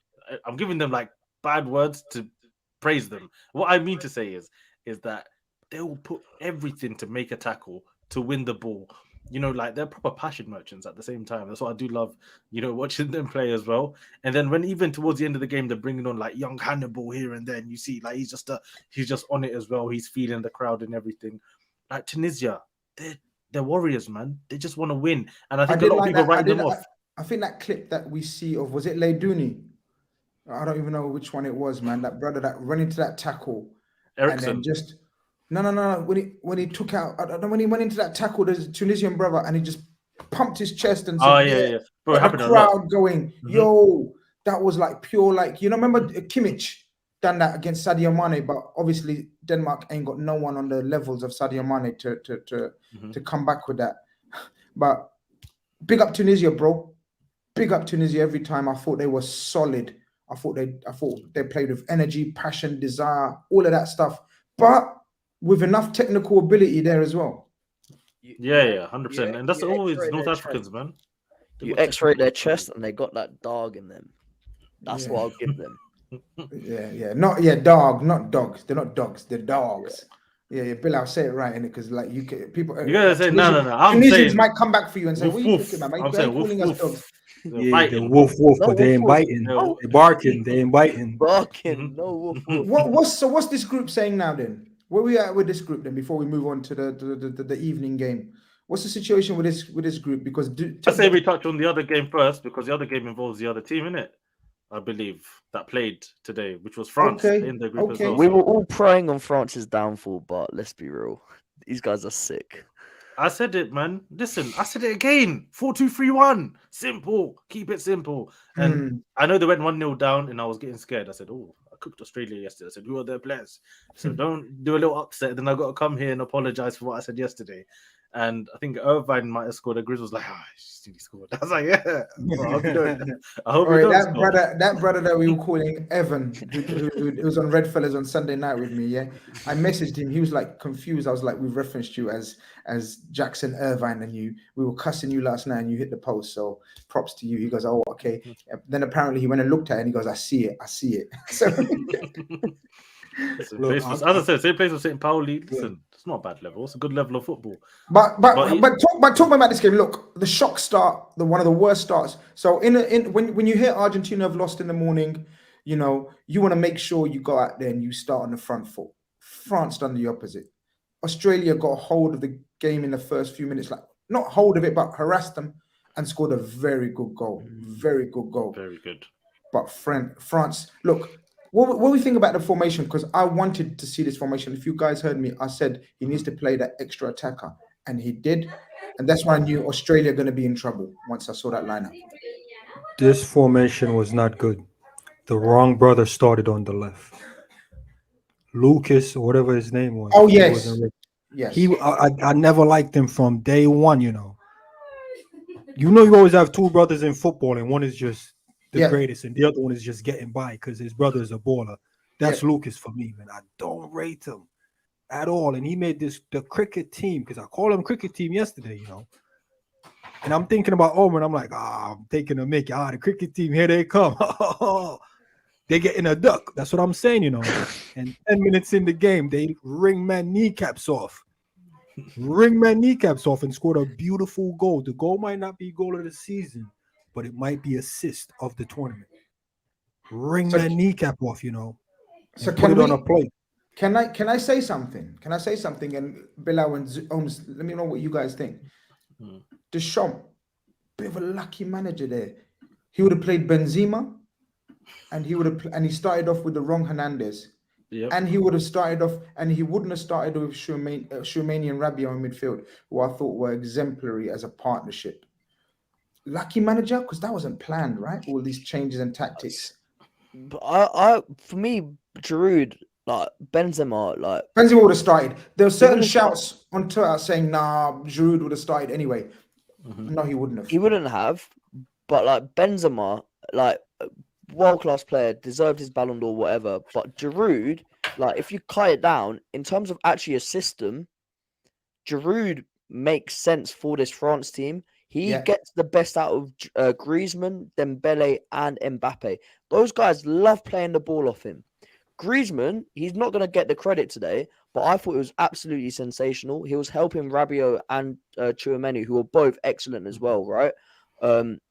Helping out on the ball. I still want to see what would happen if that team had a game where they didn't have the ball as much, how Tchouameni and Rabiot would cope in midfield. Because Rabiot does like to get ahead with the ball. He had a very good game, goal and assist, right? Mbappe, Dembele, Griezmann, Giroud, disciplined enough defensively to help out. Who knows? But in a game like this, it's absolutely perfect. You give players like Griezmann, Dembele, Mbappe time around the ball to just be flair, and it works. So, yeah, Giroud, man. Large up, and he's coming for Henry. Henry, man, we've got to have discussions, haven't we, Bilal? No, we don't have to have any discussions. But big up Giroud and for his goals in his career. I think aging like fine wine. Ever since he hit 29, 30, it just keeps improving. He just understands football more and more, and just the more experience he has, the better he gets. Because as he said yesterday, I never relied on pace. And also, I think I mentioned it yesterday. I was like, I know Mbappe is loving it, man. not loving it, but he's more happy to play with Giroud than Benzema. We have to keep it real. You know what? I like that shout, even though they're best mates or mates. Are they best mates? I don't know. Yeah, like Mbappe, he'll say Benzema's his guy. He wanted to play for Real Madrid. Benzema's that guy when he comes training. Everyone's like, "Ooh, Karim, you, ooh la la, you're doing amazing." Exactly. But real, if we're keeping it 100%, Giroud has shown that he has worked with this team time and time again. And guys like Mbappe and Dembele and Griezmann can all thrive when you've got that focal point of Giroud. Because the one best quality about Giroud, apart from his maybe finishing inside the box and heading and all of that, is his first touch. It's his intelligence to put his body in the right position, get little flick-ons that, the ball goes around the corner and Mbappe can run onto it. These are the sort of things that, yes, Benzema can do it, but Giroud is a master, really, of doing those things. And yeah, for me, you got to big him up. And also, of course, Theo Hernandez, you already mentioned him. Made a massive difference. Massive difference. A proper left back. His brother's a centre back, man. Lucas Hernandez is a centre back. That's what I mean about Deschamps, though. Do you see what I'm saying about Deschamps, though? How did he not see that? That's what he's trying to do to us. Pavard, even Pavard, can't even call Pavard a centre back because he's got his defensive awareness is funny, man. I'm not gonna lie. That guy he's a good footballer, but sometimes he just switches off, man. I hear that about him. But look, Shoumani ran the show. People speaking about Rabiot. There was a guy in the chat earlier. I'm so sorry, I forgot to bring you up. He told me about Rabiot last night. He was saying, hold on, let's see if I can bring up, because he was saying, there we go. Esau saying, Grizz, what I tell you about yesterday about Rabiot. The brother said Rabiot's been ended the season very well, but like the break before World Cup. He's been playing all right for Juve. Juve had a little surge in form, and Rabiot was crucial to that. Am I right in saying he's available on a free or something? Or I don't know. He went from the guy who nobody wanted to the guy everybody wants now. It's just, and shout out his mum. Shout out his mum, right? I think she'll shout herself. She knows ball. She was telling Deschamps about her son for ages. Put him in your midfield. You've got a baller there. Free transfer. But look, again, Griezmann, I thought, looked the best he's looked in a long, long time. Why? Because he played. Look, Griezmann is the ultimate, for me, number 10. I don't think he's got any other position on the pitch. That's just me personally. I think he struggles left. I think he struggles right. I think he struggles false 9. Even as an 8, he'd struggle. As a number 10, I think he's very, very, very good. I'm not going to say elite, but very, very, very good. I thought Griezmann looked slick. I want to know about Giroud. I put a tweet out and I said the best backup striker ever. False. What do I mean by that? And does anybody? Okay. False. Here's why it's false. A lot of people go for that shiny toy and building the team around certain men. I'm telling you right now, I've always rated him. He had some inconsistency in him, even at Arsenal and Chelsea. But if you remember the talk you made yesterday about having the right pieces around certain players. Giroud is that guy. If you have the right players in behind him and on the wings of him, Giroud can be a proper baller, It's no coincidence he always shines in this French team, It doesn't matter what he's doing in the league. He could be dead back up on the bench. They put him in a France team, and he's just a different player. He looks 24 every tournament. The guy looks 24. No. Looks-wise, only you can rival him. Looks-wise, yeah. The rest of us, we might as well switch off our cameras and just do audio only. When it comes to looks and freshness, in terms of as you're aging, because people don't really know your age. People think you're like 25, but only I know you're hitting 60, right? Only you can mess with him in terms of looks and preservation of looks. The guy did himself well, man. He can be a top striker, and he's 36. He's mad. Second to Origi, of course, best backup striker of all time. Second to Origi, of course. But I think Bilal was talking about in terms of the key to this French attack, right? And we know Mbappe. I thought Mbappe from the start to the end was sometimes unplayable, people. I don't know what you think. I thought he coasted through that game. I don't even think he was in third gear. I don't know what you guys think. Just look at that right back's rating. That says it all. That says it all. No, that's unfair. No, that's unfair. No. That's unfair. That is so fair. That is so fair. I don't know. No. But the rating. No. I'm not doing this, people. We're not pulling up Australians and we're not doing this. Finish him. No, we're not doing that. Nah. Scroll down. Goals are, you know when Mbappe gets you like 1-on-1 and just he does. Yo, listen. Yeah, but you can't be letting your fullback be 1-on-1 against. That's tactical flaw from the coach right there. How are you not doing that? Grizz. Like, where was my man? tried, Where but was my man? Charles Bronson Irvine. Where was he? He's right there. Look at his rating. It's not looking so good either. Grizz. Nah, 6.1. Mbappe. It's better than calm. 4.2. It's calm, but look at 5.3 next to his backup, Atkinson. Mbappe was cooking that entire side, you know. On Quasi in the building. He says one-dimensional for me. Dembele was more creative and dynamic, bro. If that's the only dimension I've got, if I'm Mbappe, it's the best dimension ever. That God's grace with me, and I'm using it every single time. Stop me if you can. Call me one-dimensional if you want. Do what you got to do, bro. This guy looks like, for me, at this very moment in time, Messi hasn't had a great start. Lewandowski hasn't had a great start. Who else? We ain't seen Cristiano Ronaldo, but you know what I mean? There's a lot of controversy, turmoil around him. This could be the Mbappe World Cup. Of course, we're yet to see Neymar and them, man. But for me, can't wait. This could be the Mbappe World Cup, like we've seen. I want to see him get more assists. The reason why I say this, before Lucas dash out his kneecap, he was on the box like 4 minutes in. Mbappe had time and space on the ball, and my mind was wide open. And Mbappe waited for the Atkinson guy to run up on him. And I'm like, bro, you could have laid that off, let man stretch out his kneecap. Because 5 minutes later, his kneecap was done. So I'm like, Mbappe, you have to work on not being so selfish. I know it's your tournament. I know you want to own it. But, bro, just lay the ball off. Sometimes, you see what Callum Wilson did in the England game. He had every right to shoot that, you know. And he was just like, yo, jack the light, tap one in. No, but he done that. No. I think, look, when you're Mbappe, we have this debate about Salah as well, right, people? Like, obviously, Bilal doesn't. Bilal might have had it for Henry, but Henry was different. Henry almost preferred assisting to scoring. Almost. I got 20 assists in one season. Like, this is not. That's what I'm saying. Like Mbappe is Mbappe. He's gonna score loads of goals, and he's like Salah. He's a wide forward, and to score the goals that you're scoring from wide forward, you have to be a bit ruthless when it comes to. But he tried as well. And I think he tried as well. I know what Zuberi saying. He crossed it for Giroud second, and then there's another opportunity where he could have gone and had a shot. He went and tried to cross it for Giroud to get a hat trick. So for me, he's not greedy. He's just he's trying to obviously get his goals himself, but also if the cross is on, the pass is on, he'll do it. And I saw, was it Quasi you said about Dembele? You know, it looks better than Mbappe. I think a lot of people, even when they were younger, like Dembele or Mbappe. Even when Dembele signed for Barca, a lot of people said Dembele's got the most talent, left foot, right foot. Dembele just looks good. Like, he's so fluid, the way he plays football. You can't hate Dembele. No, you can't hate Dembele.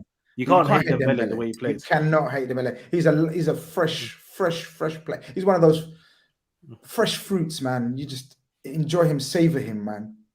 Because he's unique. He plays with a smile on his face still. He tries. He works harder than a lot of people give him credit for as well. You know, he's added that to his game. 2-footed. Was it ambidextrous? Ambidextrous, whatever, all of that.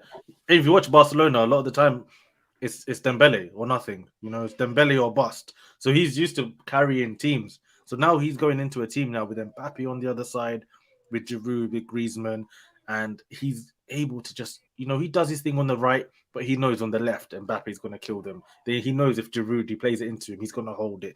Griezmann is going to run off in behind. So, listen, I know we've been writing off France in the sense of, okay, they've won the World Cup before. Surely they're not going to do it again. But they're a solid team. And you look at their bench today, who came on? Koundé. I think Thuram came on. The likes of Saliba not getting the game. Can we say something here? Can we say that I agree with you? I think their depth is on a level with who? England showed Brazil. Some great depth. England, Brazil, and France. We have the three best teams squad. Yeah. That's definitely. I expect Argentina's depth don't look good. No, not at all. But the other big teams, yeah. I think the scoreline so far shows depth and quality as well. Because when England brought on Rashford, you're like, man, Rashford looked like he's been in the game since it started. That's what I'm saying. It's the same for France. When they brought on Coleman, I was just like, God, I felt sorry. Yeah. When you're tired, Rashford, What- Foden, Koeman. and Grealish. It's the whole 5 subs thing, isn't it?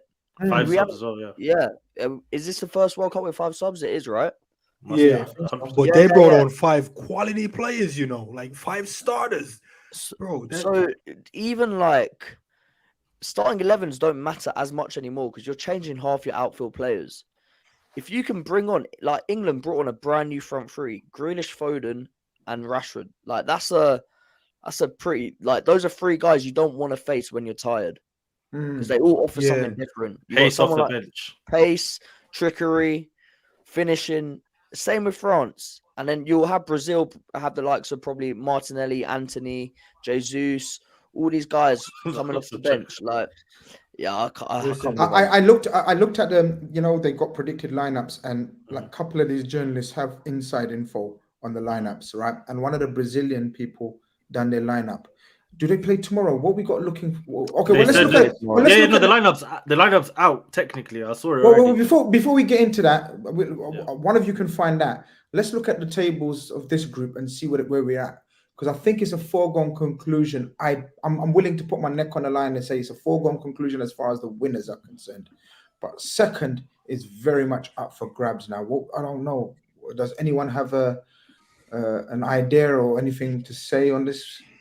Denmark should, but Should then still. they've got France next.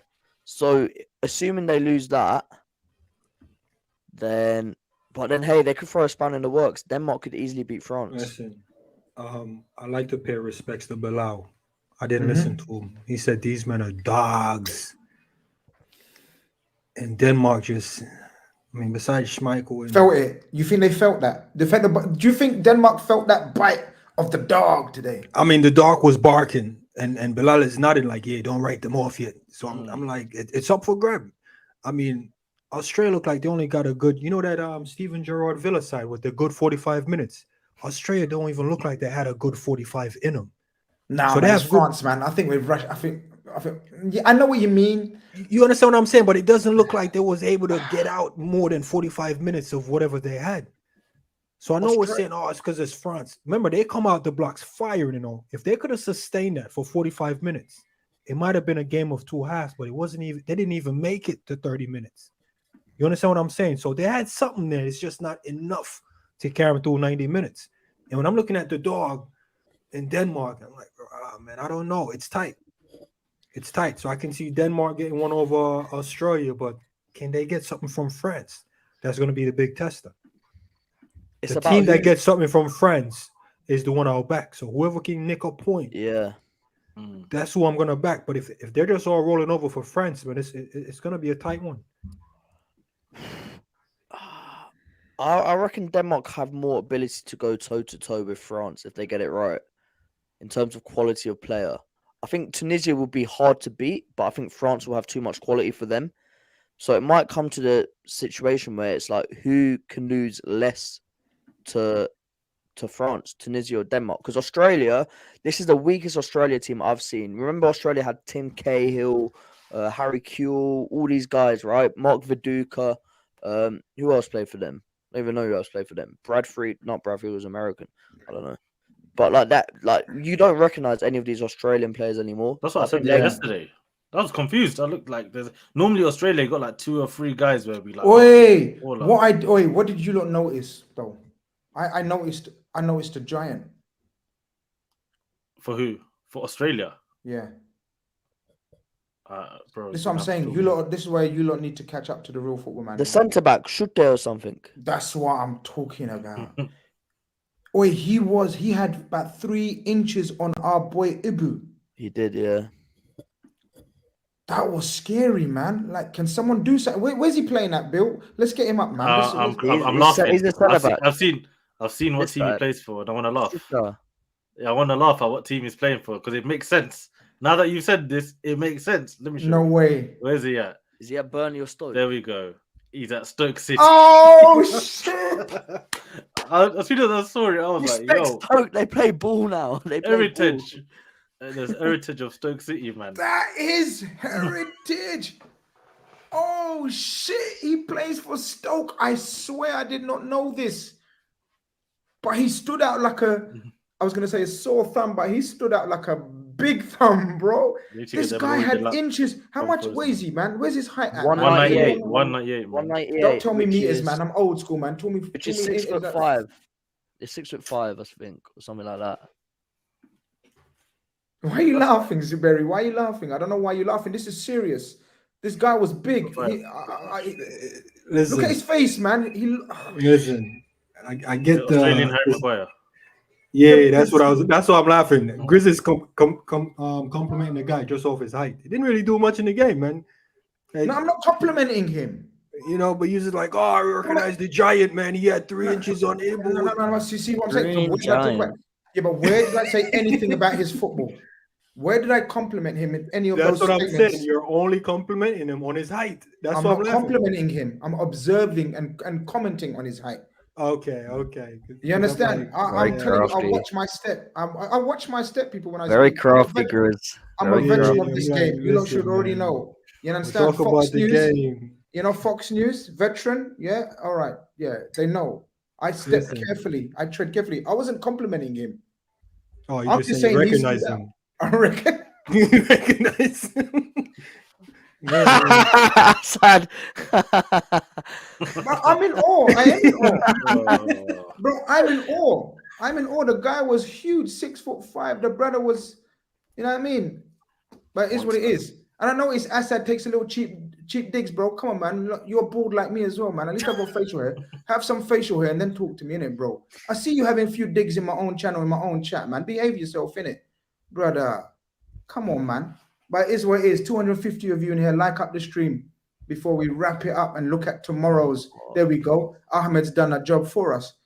We have tomorrow's lineups. Have we got while you look up the whole fixture Wait, so list- they're not even playing tomorrow. It's playing on Thursday. No, The but lineups so are- tomorrow. Yeah. Tomorrow we've got I believe Morocco, Croatia, Tomorrow's a Germany, good Japan, Spain, Costa Rica, and Belgium, Canada to end the day. So Germany, Japan at 1:00, and Morocco, Croatia in the morning as well, I believe. So that's tasty, in my opinion. That's It's a some very good good day. football there. Yeah. I don't know. Can it be? Japan. Can we like? Is it? Are we saying every day is a good day? Can tomorrow live up to today? Can yesterday live up to tomorrow? Due to the predicted lineups, apparently, how right they I are. think this is going to be. I think this is going to be a technical game. You got some 2 technical teams there. I think it's gonna be a depressing game. Really?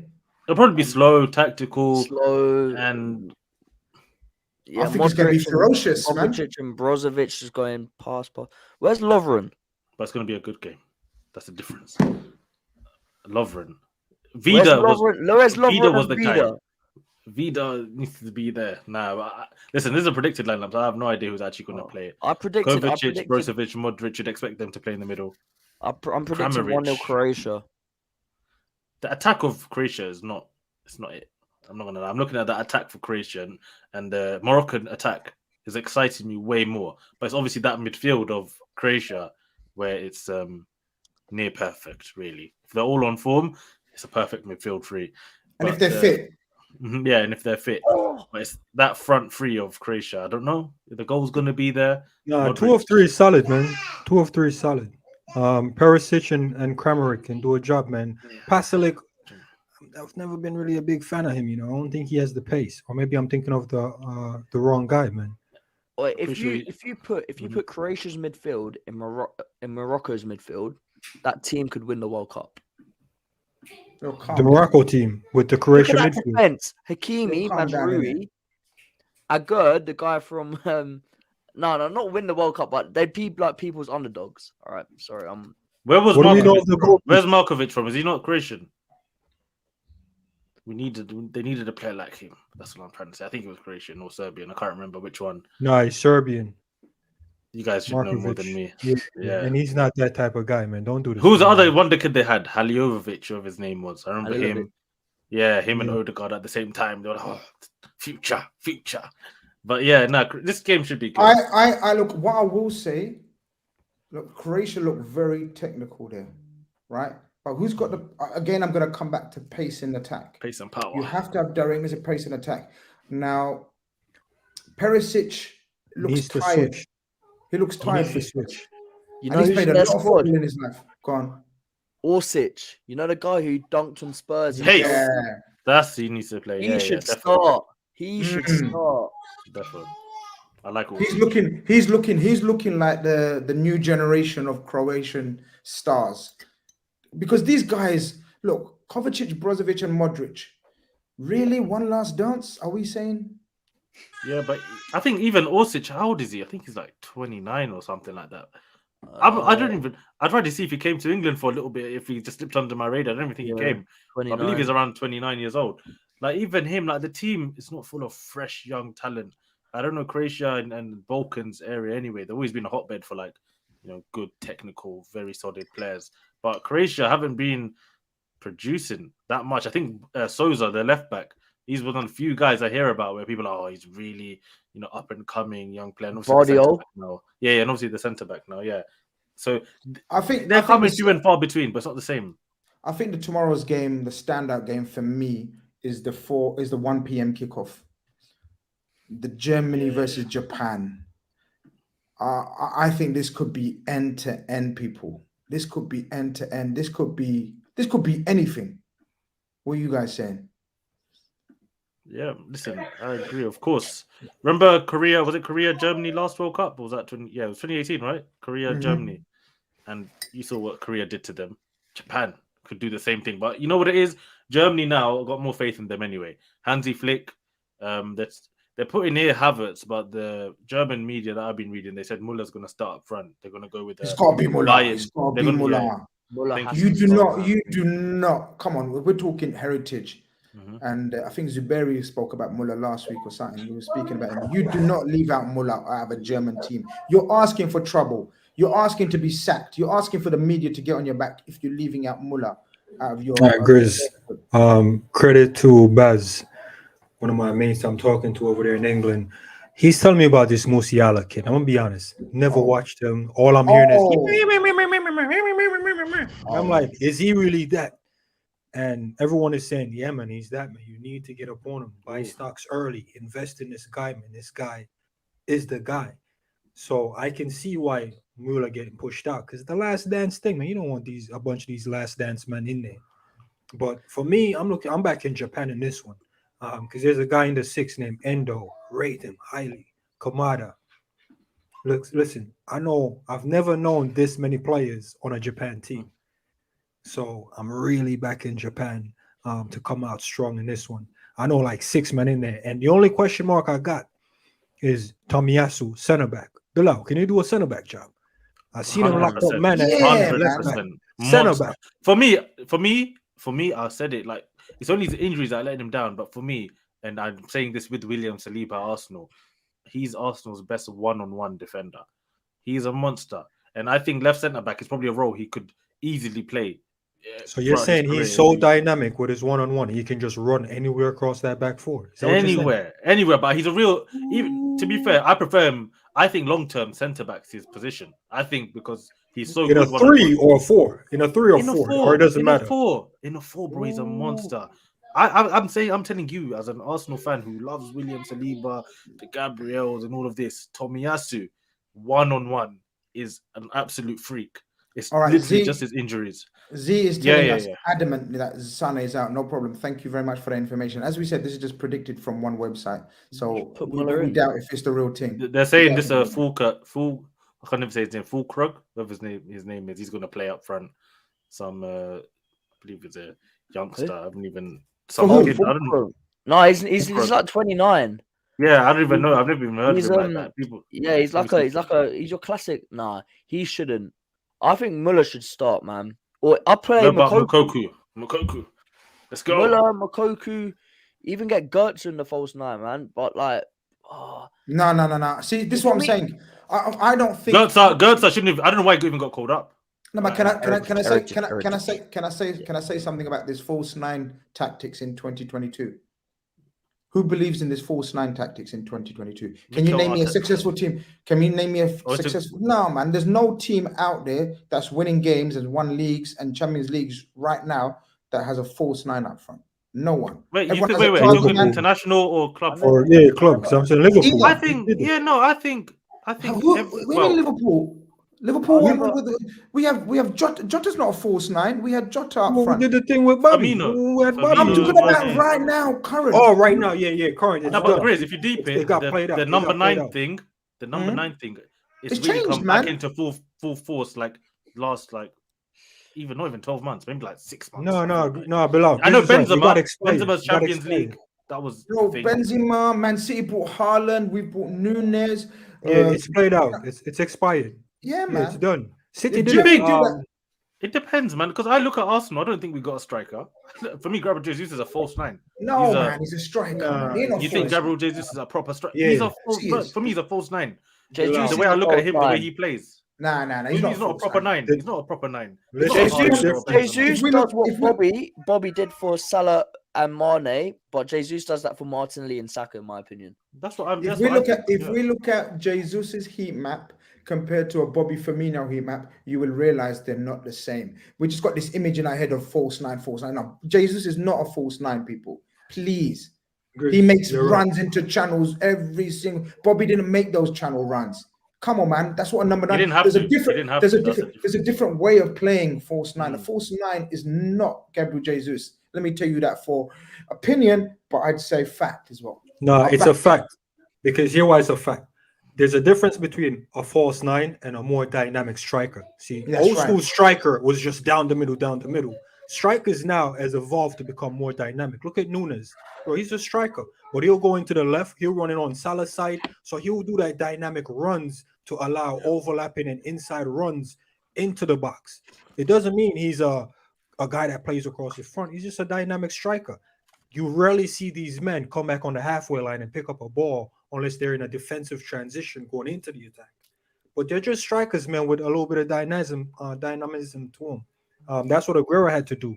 Remember when Aguero was there and Gabriel Jesus come in, and he was like, "Oh, so that's Aguero what never liked it. Aguero. He never liked it, Yeah, but he put- just yeah, adapted put him his on the bench. game. He just adapted his game. Didn't mean he turned into a false 9. He was just more Yeah. dynamic.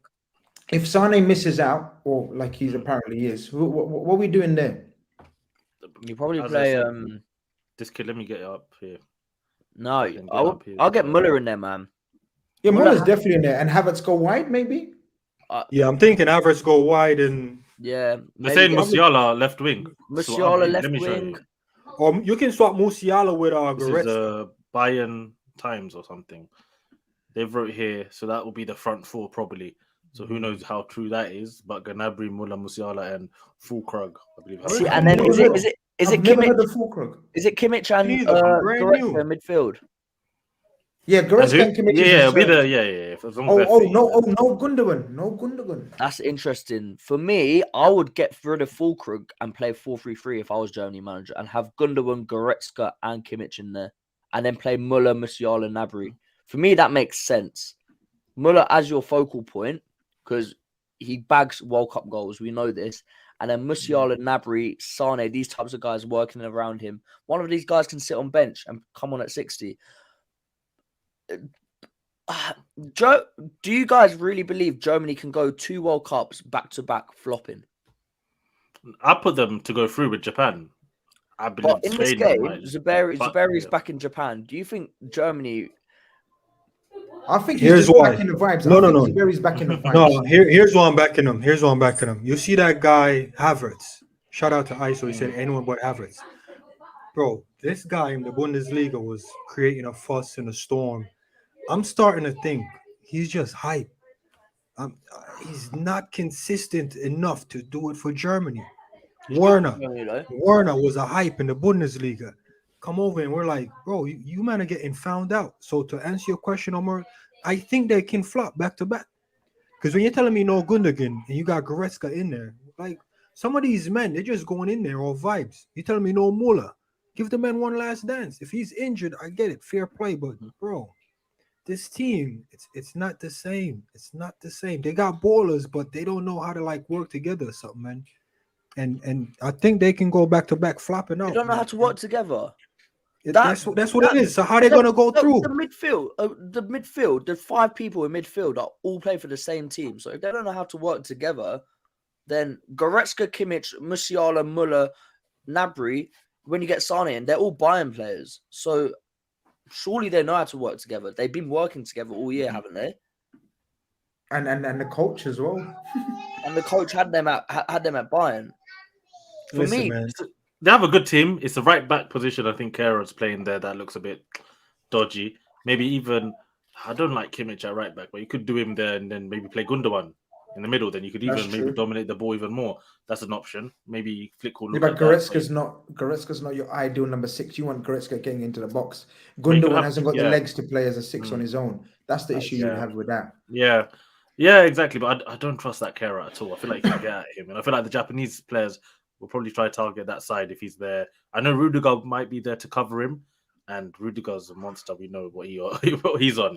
So Listen, listen, I'm they've got not a a good fan. team. I'm not a fan of that Sule next to him though. You know. Yeah. He's weird player. He's got one of the maddest top speeds I think of like centre backs. Like he's Wow. so quick when he gets going. Grizz, what is the thing you looks so talk weird. about pace in this World Cup? Does that Germany team strike you with pace besides Gnabry? I think okay. Besides Gnabry, I think with Sane lacking, I think they got enough power to make do without having the mostest pace. So when I say pace, I don't just say pace. I say pace and power. So I get the technical abilities of certain teams before people come at me, and people are going to throw the Spain team, but that Spain team was 1 in a million. You know what I mean? That Spain team that didn't seem to have much pace and power, I believe still had the likes of Torres to be a focal point. David of Villa. something. David Villa, yeah, man, exactly. So, you know, you still have to have it from certain flanks. They had Jordi Alba in his prime. You know, I can't remember the right back now. Pedro as well. Pedro as well. Yeah. So you have to have a certain element of pace and power.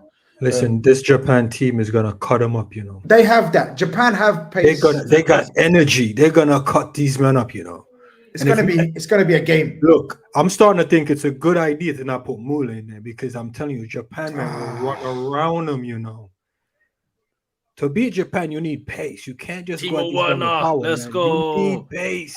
Timo Werner. They're, Is he fit? thank you, Let's go. Tarmizi. No, he's They're done that, deadly innit? in transition. You know. I don't That's know. the problem. Werner would have been so crucial for this. So crucial. Yeah. So crucial. Your manager, you use a Werner, even if you don't. But then we talk about cutting people up. Look at Japan's fullbacks, Nagatomo and Sakai, 2 guys in their mid-30s. How old's Nagatomo now? Bro, he's been playing for like 20 years. Yoshida is like 38, ain't he? Yoshida. Nagatomo's 36. Well, the thing with Is Japan, they Yoshida- got like exciting young attackers. Yeah, Yoshida should be playing with Tomiyasu, hopefully. Yeah, Nagatomo's 36. Yoshida's what, 35-ish. Sakai's 32-ish. Tomiyasu doesn't. He can do a job at centre back, but isn't a centre back. Yeah, I'm with Zuberi. Big up this like attack, but you need a good defense to win cups as well. So that doesn't move me. Unless We'll see. You never know. have They've got one to be last passionate. chance, right? I'm not buying into this Japan hype. You're We'll not. see. Listen, You know what makes me not want to buy into it as well. I've been bigging it up, yeah. But I'm seeing some guy Arsene Wenger signed up front, Takumi Asano, if you guys ever know this guy. Never kicked a ball for us. Got sent to like Bundesliga 2 probably. And I'm seeing him in the predicted lineup. So I don't know if he's playing, but if he's playing, I can't lie, I might have to sell some of my stocks in Japan. But Arsenal have gotten it wrong. I think Arsenal got it wrong before. I think. Look, we've Shirt bigged up sales, Japan. signing. I think we're hyped about Japan, and rightly so. I get it. But I'm ready to see Jamal Musiala tomorrow. Personally, I'm ready. Oh, so good. I'm ready for this. So you kid. know about him? Oh, hell, do I know about him? I don't know nothing about him, so it'll be a Nah, first for man. me. Come on, man. gotta get to Musiala is, you got to get to know, bro. This See, guy is the casuals will know. This the silk tournament on about legs. Silk on legs. I done a mad comparison. I'm not ready to repeat who I compared him to. Should I tell them? No, I'll leave allow it it, out. innit? Allow it, yeah. Let's just, in case he has a Messi. shit one, innit? Relax. No, it wasn't Messi. Oh. But Bilal knows, innit? So he's my brother, so I'm gonna tell him to hold it down still. To some, Before- it's even madder than Messi. To some, But we're gonna see him play tomorrow. Let him perform first before I bring it out. You know what I mean? I'm gonna show off if it comes off. If not, then we're just gonna go quiet and get on. of course, just forget it didn't happen really. Yeah, You Bilal, know you what I gotta mean? text me still, so I know. What's the So I know other I'm game? judging Is him there another? against Is there another game? Is there Cameroon. another game? There's 2 more games. Cameroon. Let's quickly go through them very, very quickly because we want to Yeah, wrap let's it up, do man. it. There's games are starting early tomorrow, man. People need their beauty sleep out here, man. Yeah, this Spain. one, look, Spain time. We don't know. I've personally said Costa Rica I'm not ready to hype them up in any way, shape, or form. So, but you know, I mean, I don't really rate the Spain team like that. I've been watching Luis Enrique's Twitch streams, and boy, he's got something cooking. Okay. He's got something cooking. That's what I'm gonna say. I've invested. It's so funny. I feel like I've gone the wrong way to a lot of you guys. So I've bigged up Spain this whole time, but I haven't bigged up Japan. The Spain team. Like I know I hear the Morata, Ferran Torres thing, but I still think like again in games like this they'll have enough of the ball and they'll create enough chances to get outcomes. It won't be clean, but yeah, they've got too much for Joel Campbell's still playing. Yeah, you know what it is with Spain? The moment they start playing and passing it and start creating chances, they're like, "Oh, España!" You're getting like excited, and you're like Luis Enrique and you've seen Pedri and Gavi. If they start connecting, and then if Morata finds his shooting boots, like it's easy to get excited about Spain. But they just need to show us that they can actually do it this tournament as well. Because you look at that defense, and against the top, against let's just say England, would you not be feeling confident going into that game, looking at that Spain team? You be thinking you're going to eat them up? You think you're going to eat them up? Yeah, I would. But then, we said the same things about Spain at the Euros, and they were a penalty shootout away from arguably winning it, in my opinion. They lost to Italy on pens in the semis when they outplayed Italy, by the way. The only team in that Euros to outplay Italy. They dominated that game. I was there. The game was played in Italy's half, both halves, right? Chiesa scored on the counter. So we say the same thing, and I think they have, in terms of manager, they have the best manager in the World Cup. You're a fan of his Twitch, man. You've fallen for it. Enrique, no, but who's better than Luis Enrique? Hansi Flick, maybe. You're doing the Twitch thing, man. You're hyping up the Twitch thing. I don't know, man. I look at that team. I'm gonna come back to what I don't know, man. I'm looking to bully that midfield. Busquets ain't the maestro that he was. Mm-hmm. And Gavi and Pedri are going to be sensational. But right now, I don't know. There's certain teams with pace and power that look to dominate them. You know, like how before people come for me in the chat, I'm not comparing them. I'm just giving you a stylistic example. You know how where Liverpool played with Elliott and Carvalho in midfield, and Everton just said, "Yo, we're gonna beat you up and bully you." Yeah, we're not. Some teams, I don't think Costa Rica can handle these, but when they get to that level of France, England, maybe Brazil, Argentina, they're gonna look to overpower this midfield, and I don't think they're quite ready yet in terms of their maturity and physically. On the ball, we know what they're about, the magicians. But I don't think Busquets has got the legs anymore. And Gavi and Pedri, I think, physically can be overpowered. And then as well as those physical players being technically good to do something with the ball as well. So I'm not saying Zuberi's shout about Ndidi, put Ndidi on them and it's all over. You know what I mean? I ain't saying nothing like that. I'm just saying there's certain players in the World Cup in certain teams that look to overpower that midfield. Do you think Yeah. Sorry. Go on. To Bilal, Zuberi, even Grizz, do you think that Japan team would be able to cope with Spain's midfield? I think Rodri should be in that midfield. I love Busquets, right? For me, Busquets is the greatest DM of his generation. But even I would admit Rodri should be in that midfield. If Rodri's in that midfield with Gavi and Pedri, do you think Japan have the ability to compete? You point out the age in defense, and when I'm looking at Pedri, Gavi, Morata is the X factor and the only X factor I'll put on Spain, because there's moments he went into the game barefooted, no boots, don't even know where the goal is at. So it depends on which Morata turns up. Japan defense isn't great. I don't know who they have on the bench defensively. I just know most of their starting 11. Very quickly, I just deeped it. And in my humble opinion, someone said it in the chat as well, and I just remembered Rodri 100% starts. Like Rodri is nailed on to start in the Spanish team. If he doesn't, that's footballing suicide from the greatest coach that you're saying in the World Cup. Let me tell you now, Omar, I'm ready to go toe-to-toe with you with that shout about Luis Enrique. If he does not start Rodri, he's dead Dead manager. What if Busquets has a great tournament? We'll talk to you Busquets about can- that at the end of the tournament. I guess. Yeah. I don't think you can. I think we can have this conversation.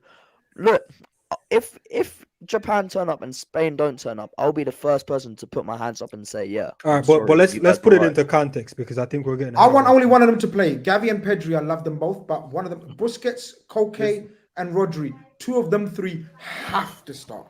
Listen, This is Spain. They can't be playing cocaine. Nah, listen, man. It's not This happening. is Spain v Costa Two of them Rica. three have to start. Busquets for this game, I don't mind it. Yeah.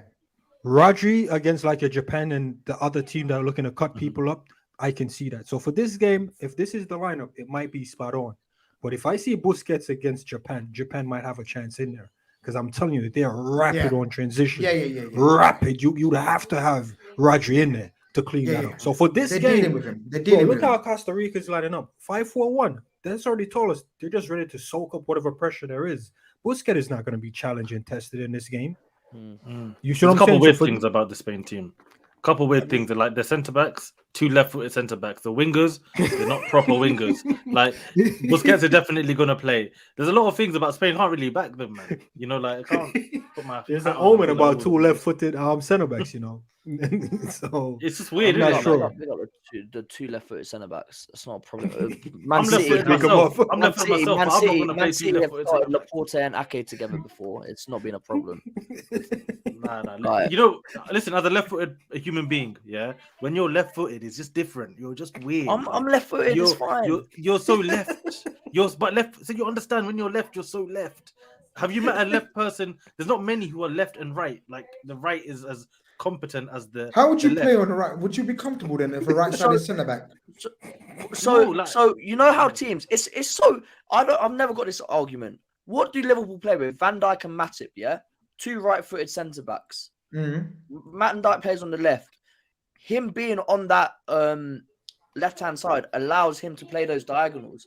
Who's saying this isn't going to allow Pau Torres at the back to play those diagonals? I don't think he has that in his locker, man. He got that in his locker, the diagonals. Not everybody's VVD, you know. I see what you're trying to do there, man.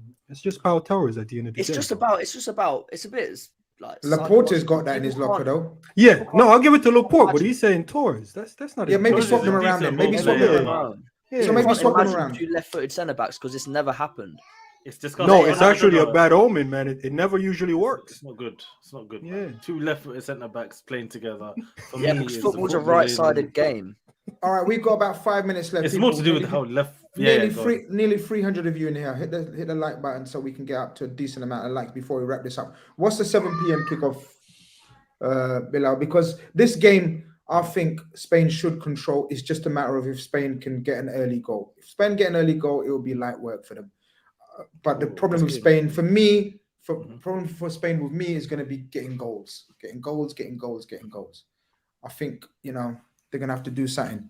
Oh, the last game of the evening. Main event of the evening. Let's go. Yeah, no, I think this is going to be good. This is. Batshuayi ain't starting straight away. Is Batshuayi starting for Belgium these days? He might because Lukaku's not fit, I'm pretty sure. So there's a chance he does start. So it looks like he could. But for me, Belgium, I don't know. I think we all said they might get knocked out early. You know, I can't remember. I don't know. Wait, I've was been that saying who said that? Who said that? Grizz. Yeah, I we know, did, I we said did, it. We did, yeah. That defense is too old now. Nah, The wrong Hazard's Alderweireld- playing. The wrong Hazard's playing. Vertonghen and Alderweireld or whatever his name is. They Nah, but retired. are you about to hype them? Are you about to hype No, them? I'm about to say they shouldn't be nowhere near this team. Where's Well, they are. Trossard? Who's on the Witsel. bench for them? And Witsel look and at the Tielemans in look the at middle. the two slower. Yeah, Tielemans and Witsel are so Witsel slow. is Witsel's yeah, I know. This team- that is a funny looking team. This to be team honest. says a lot of creativity, maybe goals, no defensive leg. No defensive leg. Imagine him leg. getting caught on the counter. Yeah, leg problem. This team shouts to me leg problem. Hazard ain't tracking. Tielemans, we know, has asthma attacks. Like after 70 minutes, 65 minutes, yeah, he's is asthmatic, even if he's not. Carrasco, boy, if you want Carrasco defending, you're doing this wrong. Same with how Simeone plays him. You have to let Carrasco attack. And if you let Carrasco attack, then you're isolating Vertonghen, whoever the right winger is on the other side. I'm not sure about this Belgium team. They might pull through one last hurrah and all of that business because a lot of aged players in there. Alderweireld, Vertonghen, De Bruyne, Hazard. There's Witsel. Wow, you're talking 5 players that come in literally to the end of their career. So they might have one last hurrah, but I'm not feeling it. I'm not feeling. I'm feeling that Belgium team more than I'm feeling that Canada team, though. I think if they've got a game to win, it will be this one. I think their challenges will come against Morocco and Croatia, but Canada, man, they got Junior Hoilett starting. That guy was playing for Blackburn when. No, he's not. No, they haven't. Yeah, I saw Hoilett in there. I'm not impressed with neither team. That's not Junior Hoilett, man. Come on, get off it. No way. It is. It's the Junior Hoilett. He's still playing. He's playing for Reading. Grizz, their teams are looking dry. I'm backing you, man. Belgium. These 2 teams are going out, man. But both of these teams are going out. Yeah, definitely. 100%. Both. Yeah, Croatia and Morocco Hoilett going in through, the attack. This is not serious. 2 teams. Wasn't he like left wing back or something? And he wasn't even. No, let's leave it, man. He was cold back in the day, but he's. But people are saying Alphonso Davies is fit. He's been declared fit. So does that change your perception? Because Alphonso Davies is the world class player in their team. I'm not ready to call David world class yet. No, David is not even. I don't even think he's that good. Even obviously in the World Cup, he might do something. No, David is good. Yeah, I'm not a fan. He's good, man. He's good. He reminds you of like Lacazette a little bit too much. Even though it's more two-footed, he's got a bit. I don't know. So I don't really like him. But anyway, that's a different discussion. But Davis, like even in the list of the Canada squad, they got him as an attacker. He's their Gareth Bale. So I don't know if they're going to play him left wing or what's going on there. But I don't know. The Canada team you never know. It could be like the American team. But obviously, the American team are more familiar with the US team. We're more familiar with their players. But you never know. They might have some athletes that come out of nowhere and just surprise us. Well, day 3 was amazing. Day 3 has ended, guys. Today's show has coming to an end as well. It's been a fantastic show. It's been a fantastic chat. Some amazing games today. And apparently, we're looking at some amazing games tomorrow. I think there could be some smashers in there. We may have a lot to talk about tomorrow, people, as well. Day 4 is upon us nearly. Another 4 games. Boy. 4 games every day. All you can eat football. All you can eat football, bro. Enjoy it. Enjoy it. You've never seen anything like this. And just when we think it's going to end and football, then we're going to be like, oh, we're straight into the Premier League. Oh, Lord. These players are going to be finished. 3 days in and we've got City away in the cup. Oh, shit. That's what I'm talking about. But let's not think that far. Let's not go there, man. People, big up the chat. Big up the panel. Everyone, thank you, gentlemen. Thank you guys, man, for persevering with us, man. Still miss the Reds. We miss them as well too, bro. But we're nearly there. We're not nearly there. Let's just enjoy the World Cup for where it is. Smash a like if you haven't. Subscribe if you haven't. We'll be back tomorrow night, same time, same place, God willing, to talk more World Cup Daily Carnage. We out of here. It's been a pleasure. Take care.